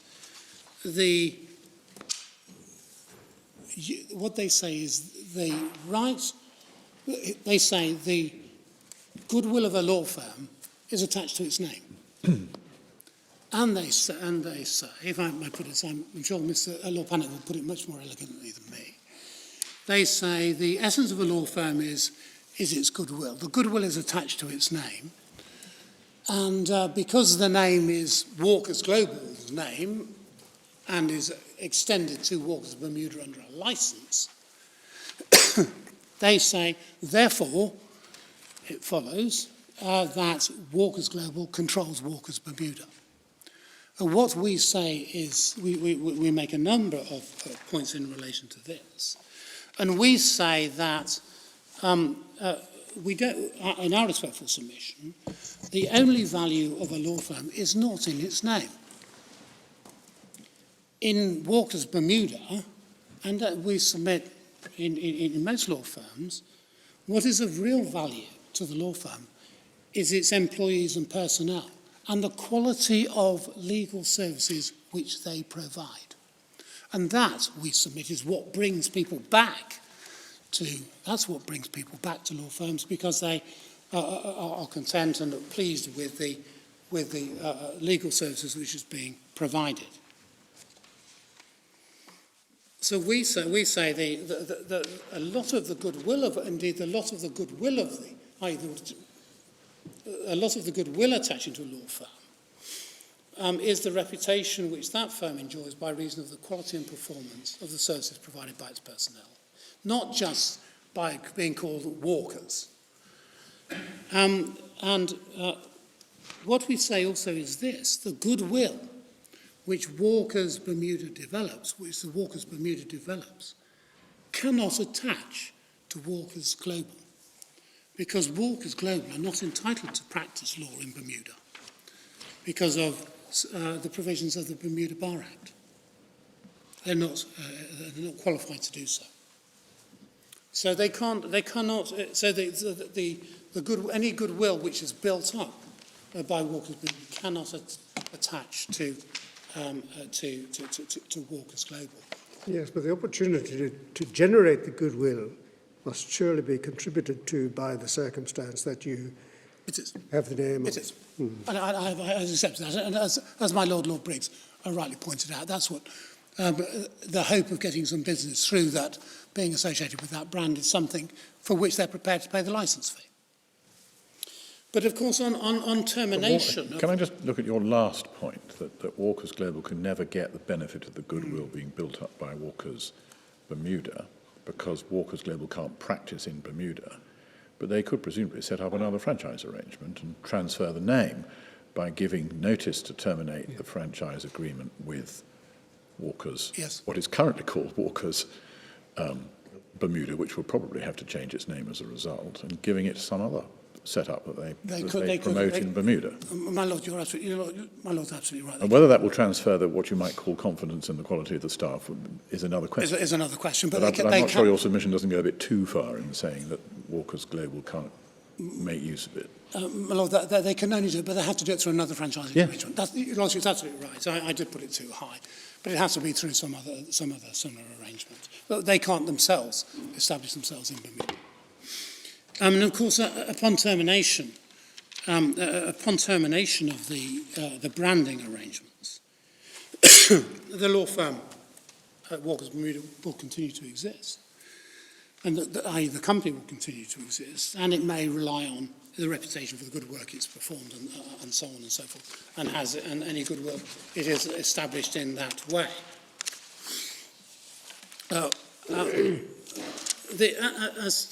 That's what I wish to say on the branding arrangements. In relation to the licence fee and services fee, the Bar Council refers to the fees payable under the LSA, but has adduced no evidence, there isn't none before the courts, that the fees payable are not proper amounts for the services to be provided. It's not been challenged. There's no evidence to suggest that Walkers Bermuda would have any difficulty in paying those fees. The Bar Council comments that there's been no business plan in evidence demonstrating how Walkers Bermuda will be in a position to pay those fees. But that, as I've suggested, there is no evidence, I've submitted there is no evidence to suggest that Walkers Bermuda are not in a position to pay those fees. But even if they don't pay the fees, there's no right of intervention into Walkers Bermuda, which is conferred on Walkers Global by these arrangements. No right of intervention, no step-in rights at all. What the Court of Appeal, you will have seen, the Court of Appeal reached the conclusion, I think it's at page 254.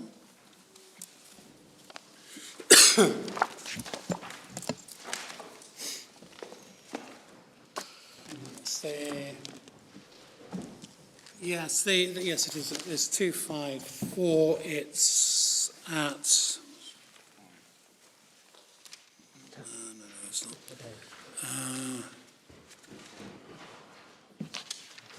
Yes, it's subparagraph 7 at the top of the page on 254. These financial obligations are likely to, in practice, to confer very substantial power on Walkers Global over the conduct of Walkers Bermuda. Well, my Lord, with respect, there is no basis upon which the court could have found that. And what we submit is the payment of a proper fee for the services to be provided cannot be taken in our respectful submission to confer power, substantial or otherwise, on the service provider. That's all the more so, given the absence of any powers of intervention on the part of the provider when the person who takes the services fails to meet any payments in respect of those services. Are step-in rights always a prerequisite for commercial control? What about step-out rights? In other words, if they can, at a time of their own choosing, terminate the brand agreement, terminate the services agreement, and terminate the loan, unless, isn't there, in commercial reality, attached to the unless, you do what we want, particularly in relation to a firm which I think you accept is going to depend very significantly for clients, offshore clients, introduced by Walkers Global for doing Bermuda law work.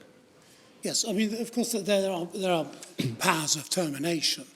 And indeed, as my Lord has seen, as I've submitted already, whilst Walkers Bermuda is entitled to take the benefit of services, it's not obliged to do so. It itself can terminate the arrangements when it considers it's in its interest to do so. If it is the case, if looking at step-out rights, i.e. the right to terminate, then of course Mr. Taylor or Walkers Bermuda could go cap in hand and say, I'll do what you want, but please continue to provide those services. Another alternative, which is actually contemplated by the agreements themselves, available to Walkers Bermuda, is they can either perform some of the services in-house, I'm not talking about the branding, of course, but the other services in-house, or they can go to some other service provider for those services. The one thing which they can't do, of course, is to go elsewhere to get the Walkers brand. I accept that entirely. Just looking, if I may, at the loan agreement, the Bar Council relies, this is in paragraph 45, relies on the Court of Appeal judgment in which Justice of Appeal Clark this is lever, where the Justice of Appeal Clark said that the loan agreement confers a substantial discretion and control lever on Walker's Global. Yes, that's at Roman 5, at page 253. Walker's Bermuda will be borrowing a large sum, up to 5 million or more, from Walker's Global, secured on its present or future property.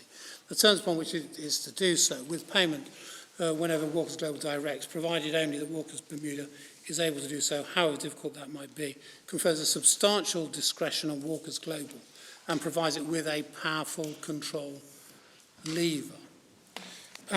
In relation to that, there are 2 points.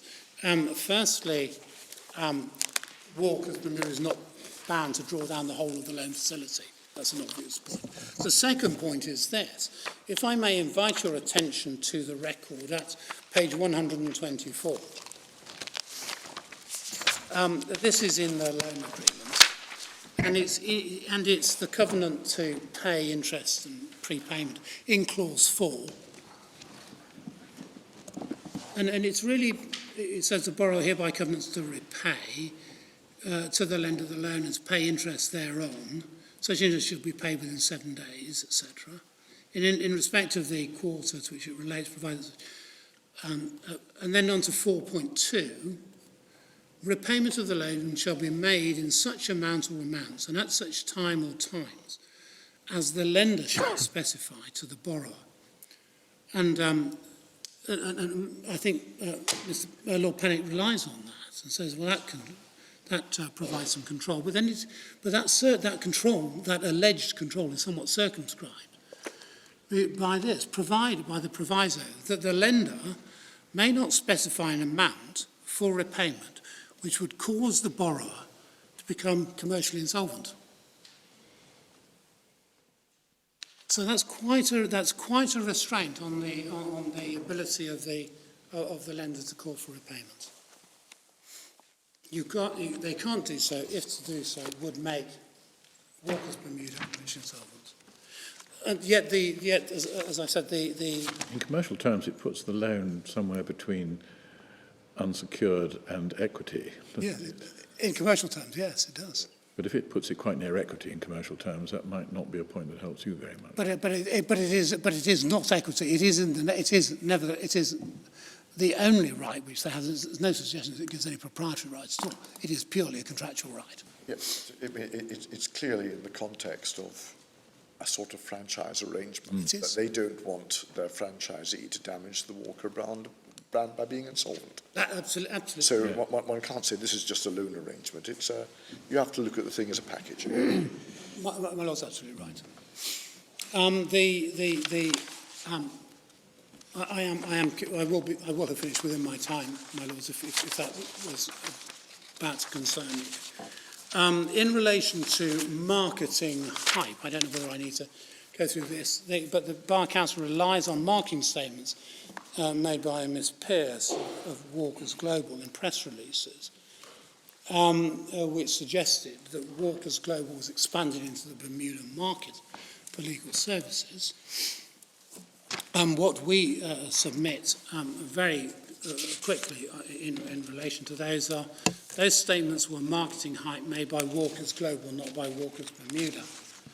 They were made at an early stage of the proposal, even before Walker's Bermuda was incorporated. They were not an accurate description of the contractual arrangement subsequently proposed to be put in place, which are contained within the evidence. Mr. Taylor is a member of the Bermuda Bar Association, is fully conversant with his duties under the Bar Act, and it is to be assumed that Mr. Taylor intends to comply rather than evade the law, as the Chief Justice held at first instance. And there's no evidence that the draft commercial agreements proposed to be entered into between Walker's Bermuda and Walker's Global do not properly and accurately set out the relationship between those companies. They are a purely commercial relationship, not an ownership relationship, a control relationship. As to there was some comment by the Justice of Appeal clerk as to the failure to deal with this hype in correspondence with the Bar Council. But as can be seen from the chronology, and we set out in some detail in the chronology, after the hype was referred to by the Bar Council, the questions raised by the Bar Council until their very last letter went to beneficial ownership of Walker's Bermuda. The issue of control only surfaced at the last minute. They were just looking consistently. All their correspondence goes to beneficial ownership. And that you'll see, it's in the chronology. I've set out the substance of what was in that correspondence.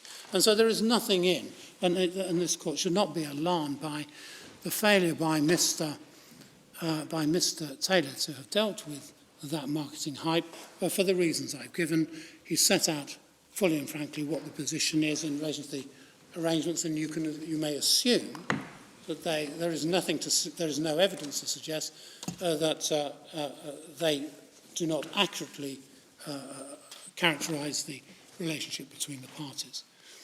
In relation to the approach that the Supreme Court of Bermuda or the Court of Appeal should adopt an appeal under Section 16E of the Bar Act, as you'll recall, the Court of Appeal held in paragraph 43, which is at page of its judgment. I would just... it is at 251 of the record. What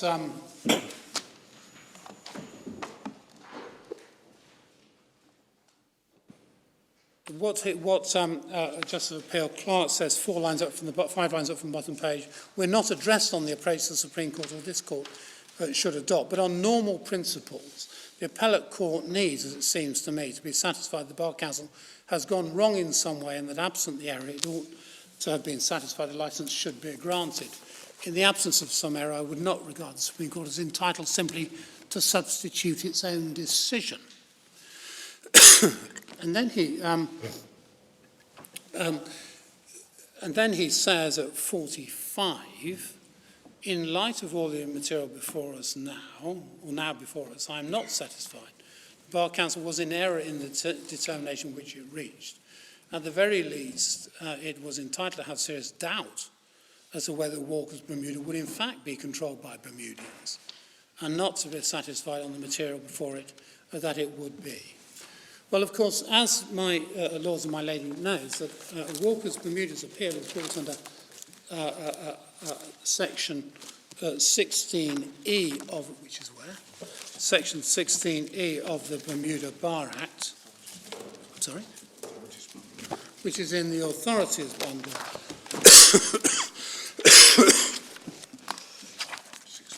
At page 679. And that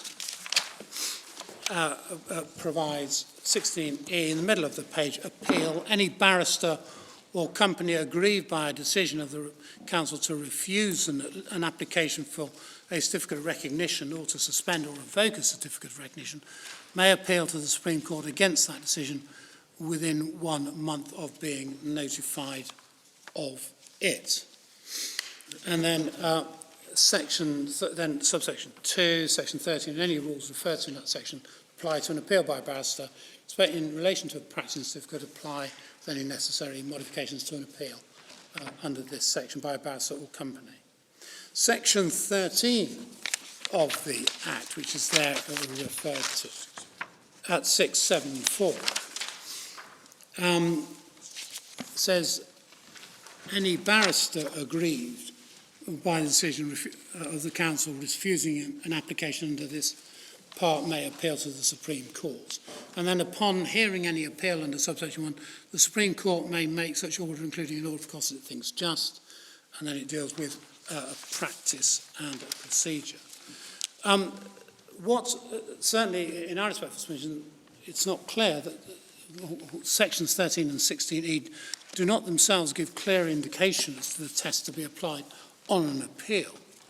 But what we submit is this, that the court has a wide and unfettered discretion as to the order it makes under 13.2, section 13.2.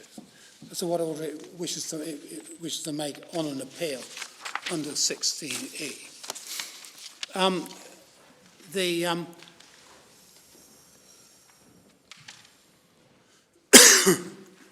As the power to grant or refuse recognition is conferred by the Bar Act on the Bar Council, the court is unlikely, we accept, to intervene unless it considers the Bar Council acted in error. But if the court is satisfied that the decision of the Bar Council was erroneous, that is to say, it applied the wrong test, then the court may exercise its wide discretion to intervene and to correct the decision which has been made. Where it's difficult to envisage how the question of the court simply departing from the Bar Council's determination and imposing its own decision without finding an error. But when it's found that error, it should, in our respectful submission, simply correct it. In our respectful submission, what the court did in this case, and what the Bar Council did in this case, was to make an error.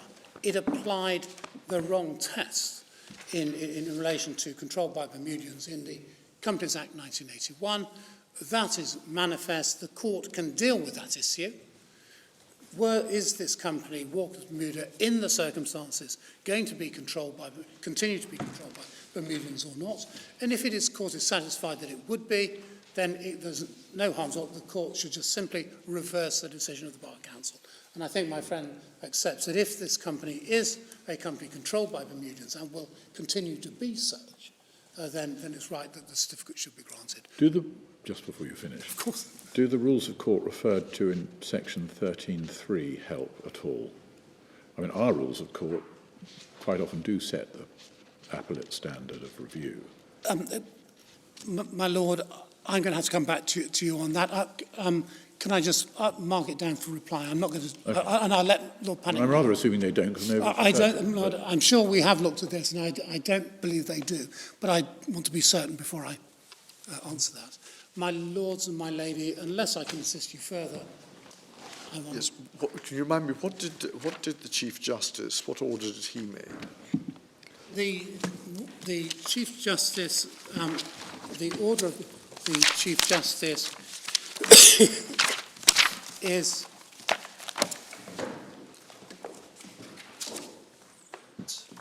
he ordered the Bermuda Bar Council to grant the certificate of recognition, I think. That's correct. Page 180 is the judgment. Yes. The order is at 180. If we are with you on the law, shouldn't we simply restore the Chief Justice's order? Yeah. My lords, what you will have seen a late application from us, just dealing with the position on cable vision. My friend Lord Panic has seen it. Yeah. He doesn't object to it being made. So it's really just saying, of course, cable vision was clearly correct on its facts. It's clearly the right decision on its facts. But if, as my friend Lord Panic says, that control means, in cable vision, meant commercial control as my friend would have it, then we say that reasoning is wrongly decided. It's been wrongly decided. Yes. Well, as I can see you further. Thank you very much, Mr. Todd. Mr. Taylor, do you follow?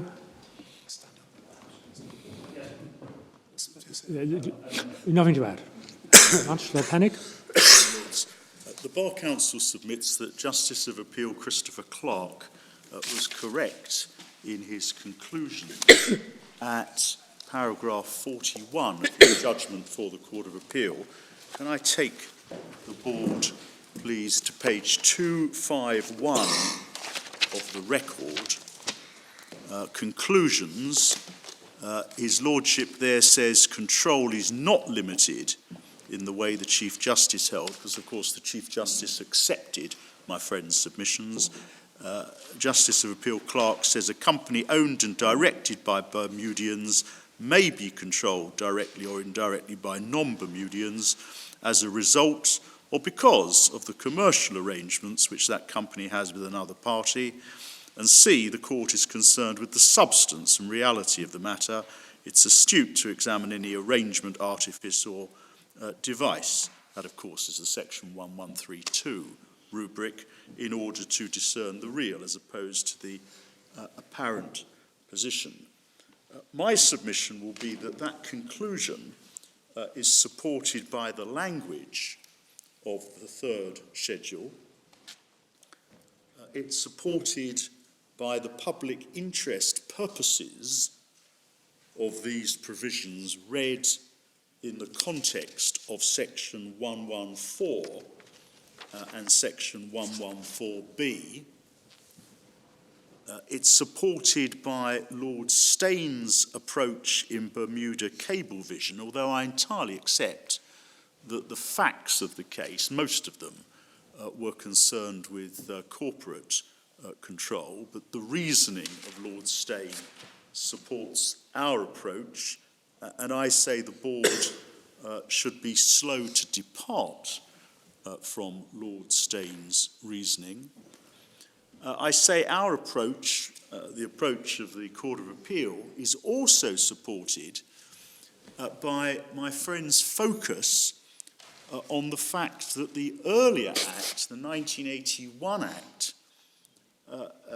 drew attention to the concept of, quote, effective control, unquote. 69 Act. 69 Act, yes, I'm sorry, the 69 Act used this concept of effective control, now only found in relation to hotel companies in the 1981 Act. And my friend accepts, he certainly accepts in his written case, that effective control is not confined to corporate control. And therefore, my friend has to say, indeed he does say, it was the intention of the legislature between 1969 and 1981 to confine the concept of control so as to limit it to corporate control, a submission which we respectfully submit is unpersuasive, given that the public policy objectives did not change and the language of the schedule did not change. If the board finds that the Court of Appeal's test is the wrong test, that control means corporate control, then I entirely accept the Bar Council decision cannot stand. If, on the contrary, the Court of Appeal was correct on the legal test, then my respectful submission is that the board will be very slow to overturn the local court's application of the legal test to the facts of this case. I say Justice of Appeal Clerk for the court was at least entitled to conclude on the material that the appellant would be, because this is all hypothetical until these agreements are signed, would be under the commercial control of non-Bermudians. I say he was entitled in substance to find that Walkers Global are in substance opening up an office in Bermuda through Mr. Taylor, over whom they have commercial control. What my friend dismisses as marketing hype, his words, reveals, we submit, the reality of the arrangement. There isn't really much between you once it's accepted that Walkers Global wants to say it's everywhere, yes, in terms of the marketing hype. Well, indeed. Yes. That's the reality of my submission. One preliminary point, before I turn to the proper interpretation of the relevant provisions, my Lord Reid has already mentioned this. In the Bermuda courts and before the board, the appellant has accepted that if we are correct in our construction, then the Bar Council is entitled, as a matter of public policy, to refuse a certificate pursuant to section 16C2, even though we are given no express powers in the Bar Act to do so. Is the concession quite that wide? I thought you had to win on construction and on the facts.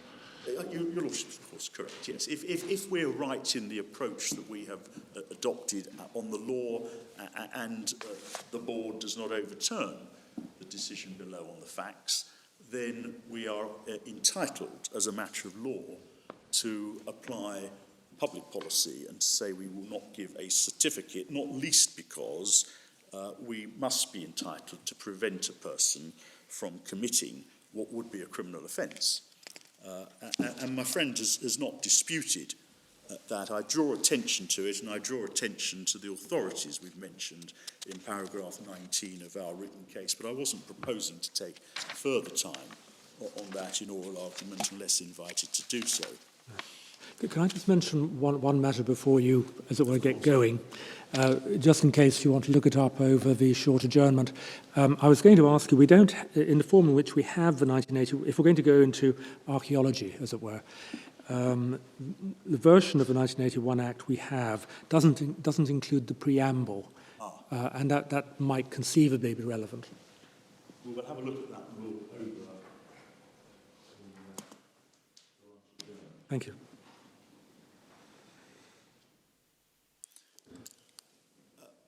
The concept of control in the third schedule, my submission is that the concept of control must take its meaning from its context.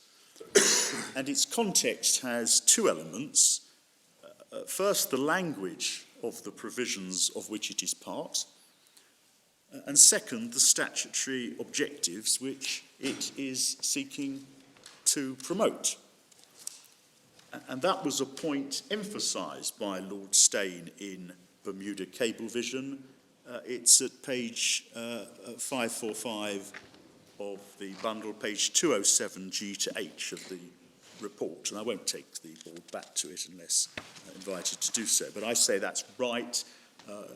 Control is a protean concept. It must be determined by reference to context. First, the language. We say that the language of the schedule, third schedule, is inconsistent with my friend's approach, or at the very least does not support his approach that corporate control is what we are here concerned with. Paragraph 1.1 is a general provision. The company should be, I'm looking at page 734, of course, of the bundle of authorities. Paragraph 1.1 is a general provision, it's the general rule, and what follows are specific corporate control requirements, and they are supplementary to the general concept. Indeed, that's absolutely clear, as Lord Steyn himself emphasised, by the opening words of paragraph 1, subparagraph 2, without prejudice to the generality of paragraph 1.1. On my friend's approach, and this was a point made in argument by my lady, Lady Arden, my friend is submitting that paragraph 1.1 is supplementary to paragraph 1.2 and paragraph 2.1. And in my submission, that is the wrong way round.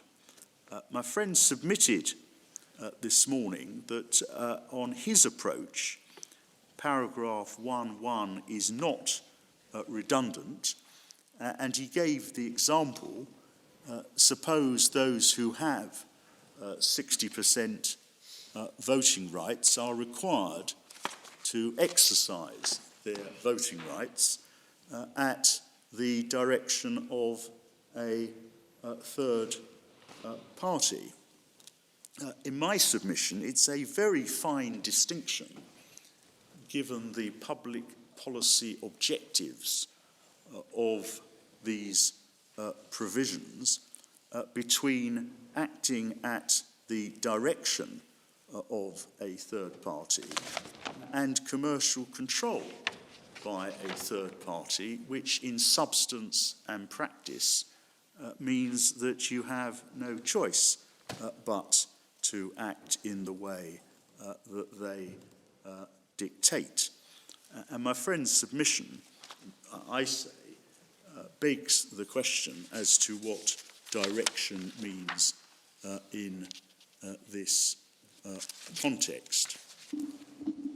Attention was drawn by my Lord Reid to the provisions as to subsidiaries, and we draw attention at page 723 to the provision in section 113 subparagraph 2. For the purposes of subsection 1, a company shall be deemed to be a wholly owned subsidiary of another company if the latter company enjoys the beneficial interest in all the shares of the former company through beneficial ownership, or as beneficiary under a trust express or implied, or through a nominee shareholder, to the exclusion of any other person, and control in the former company, that's the subsidiary, cannot, by means of any arrangement, artifice, or device, be exercised either directly or indirectly by persons who are not Bermudians. And I say that that supports our case because it is the legislative recognition that in the context of subsidiary companies, it is essential to have a limit by reference to the substance of the matter, if I may put it in that way, by means of any arrangement, artifice, or device which enables a person directly or indirectly to control. And I say that's looking at substance, it's looking at reality. But I asked the question which I raised earlier, why in section 114.1, if it's all matter of control, does one have the alternative of compliance with part 1 of the third schedule for the company itself, or it's a wholly owned subsidiary? I mean, if it's matter of control, those latter words are redundant. Well, because a number of different options are given by 114. 114.1d, it is a wholly owned subsidiary of a company referred to in paragraph C, is a recognition that that might be the specific means by which the operation takes place. But if it does, then 114.1d has to be read together with 113.2 as a limitation on the use that may be made of subsidiaries. That's I struggle with that. So you read 1132 as for the purposes of subsection 1 and also for the purposes of section 114, subsection 1. Yes, because in this part and in the third schedule, the following shall be deemed to be Bermudian is the opening words of 113.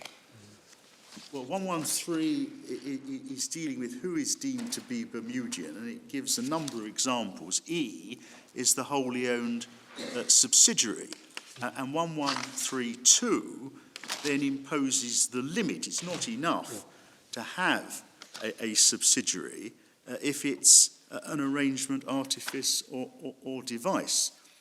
I take your point. I suppose the draftsman could have avoided 114.1d and simply relied on the third schedule as the sufficient provision. But the draftsman, for whatever reason, thought that it was appropriate specifically to refer to a subsidiary. Can you give me a reason why he should do so? Well, the reason was to ensure that there's no doubt that if one has a wholly owned subsidiary, then that can be a means by which a corporate structure can be established which satisfies the public policy objectives of these provisions, but subject to 1132. that is subject to arrangements, artifices, or devices.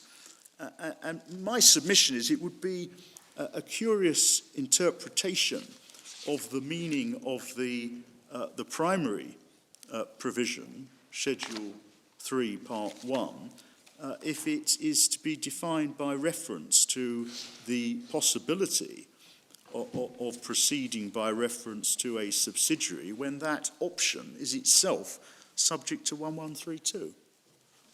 That's my submission. Our submissions on the language of the 1981 Act are supported, we say, by the statutory context.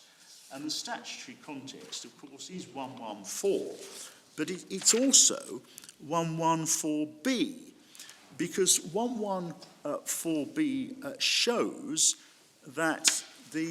shows why the Bermuda legislature has decided, for public policy reasons, to impose restrictions on foreign control of local companies.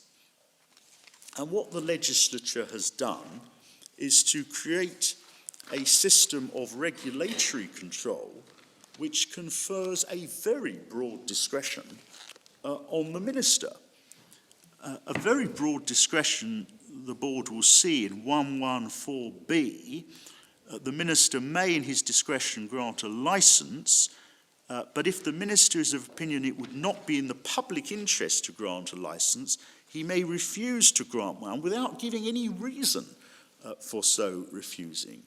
A very clear indication of the breadth of the discretion that is enjoyed. And then under 114B3 on page 725, the legislature has specified factors to which the minister must have regard: the economic situation in Bermuda, due protection of persons already engaged in business in Bermuda, the nature and previous conduct of the company and persons having an interest in the company, whether as directors, shareholders, or otherwise, emphasise those words, any advantage or disadvantage which may result from the company carrying on business in Bermuda, and D, the desirability of retaining in the control of Bermudians the economic resources of Bermuda.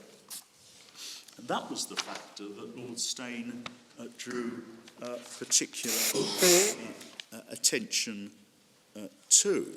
Those are the public policy considerations, and we draw attention to that because we say that the consequences of my friend's argument, if correct, is that the Bermudian legislature will have intended to deny the minister any opportunity to exercise that public policy control, so long as corporate control remains in Bermuda, and even though commercial control is offshore. Indeed, on my friend's case, however onerous the contractual arrangements imposed on the Bermuda company by the foreign company with which it has the franchising agreement, however substantial in practice the powers which the foreign company enjoys to direct the activities of the Bermudian company, none of that matters as long as a matter of formal legal structure, corporate control is in Bermuda.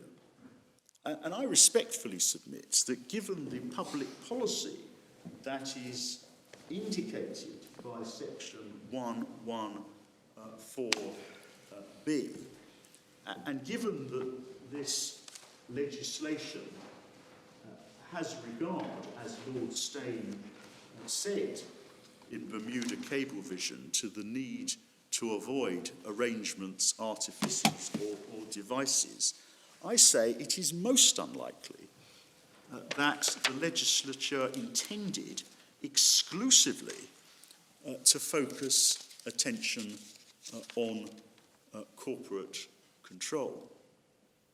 My friend's response to that this morning is he says, well, the policy of 114B3 doesn't assist on the meaning of control because section 114B only bites if there is control by non-Bermudians.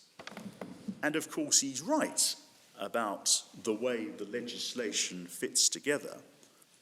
But we respond, and my Lady Arden put this point to my friend in argument, it would be very odd if control, the concept of control, is to be understood in a manner which frustrates the purposes of the legislation in conferring these extensive regulatory powers on the minister. We say that is most unlikely.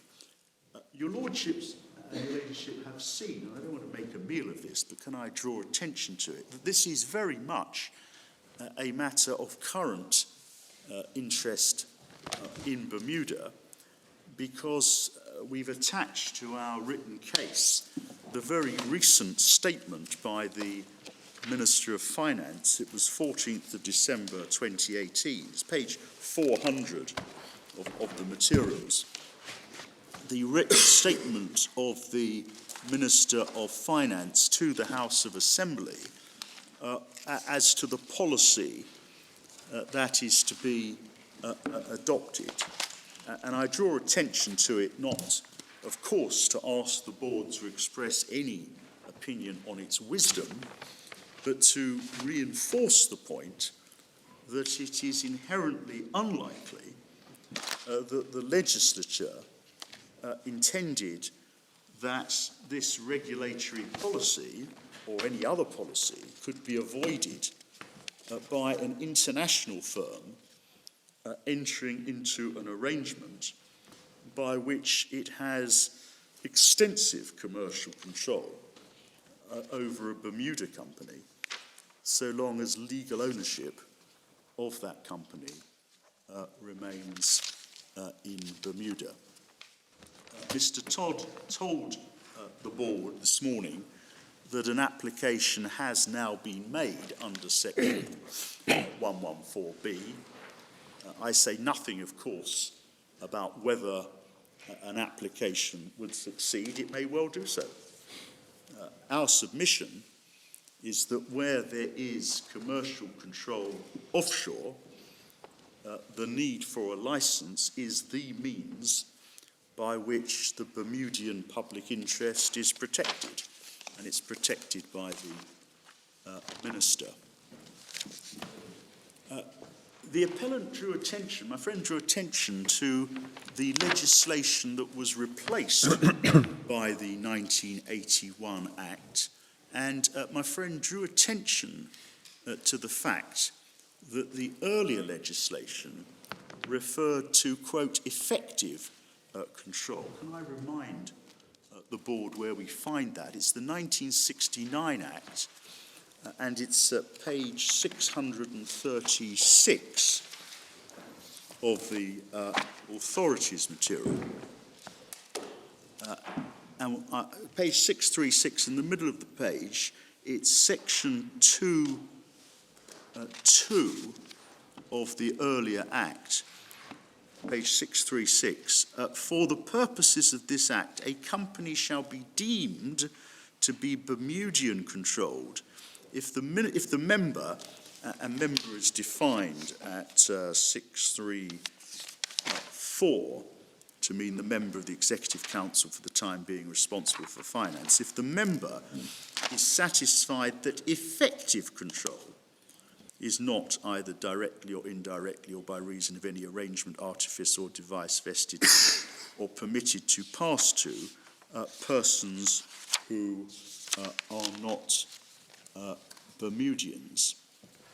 And we draw attention to the fact that, with the exception of that provision, which is no longer found, certainly in that form, in the 1981 Act, the Minister has no such deeming power. The provisions of the 1969 Act are translated across to the 1981 Act. If the board turns over to 637, your lordships and your ladyship will see that at 637, section 3.1 is very similar.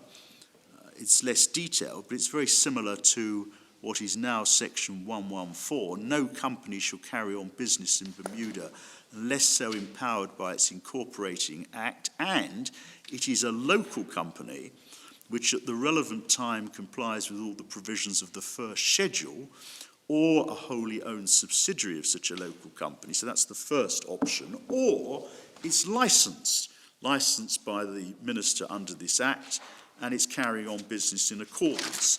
And if your lordships and your ladyships turn on to page 641, the board will see the licensing provisions at sections 8 and 9. I won't read them all out, but they're very similar to what is now section 114A and B.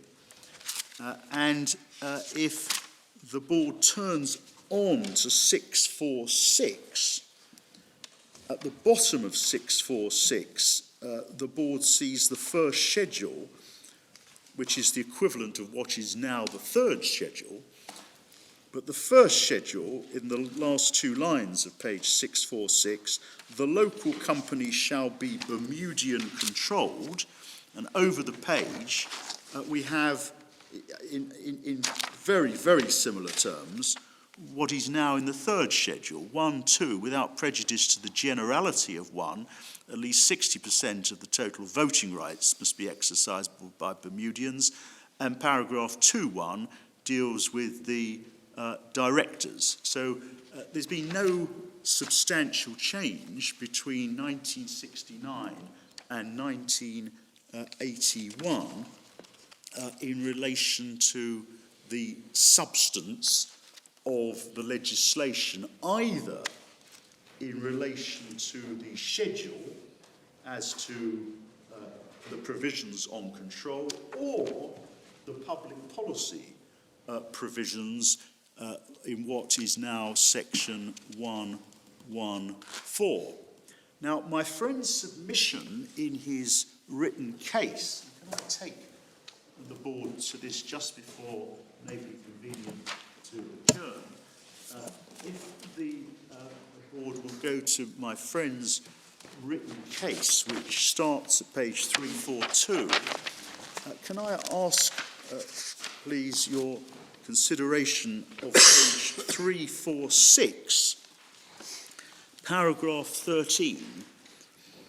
And my friend says in his written case, 346, paragraph 13, the development, and he's set out the historical provisions. He then, my friend says, the development of that concept of control shows that in defining control by reference to nationality, whether or not you're Bermudian, the legislature formally provided for effective control, but removed that concept from the present legislation, because there's no section 2.2 equivalent.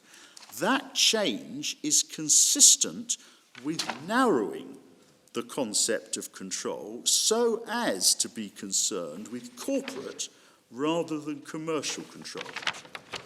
And therefore, my friend is submitting, and I say rightly submitting, that under the 1969 Act, the legislature was concerned with more than corporate control. It was concerned with commercial control.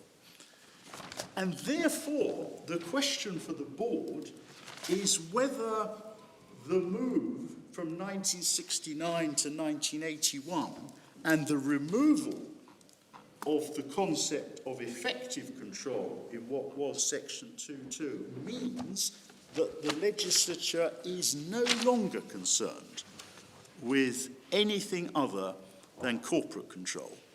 And I will submit, if it be convenient after the adjournment, that that submission, that the legislature has changed its focus and concern, is with great respect unsustainable.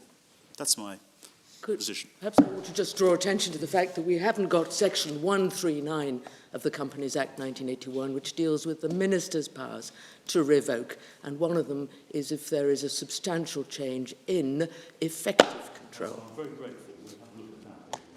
Thank you very much. The court will adjourn.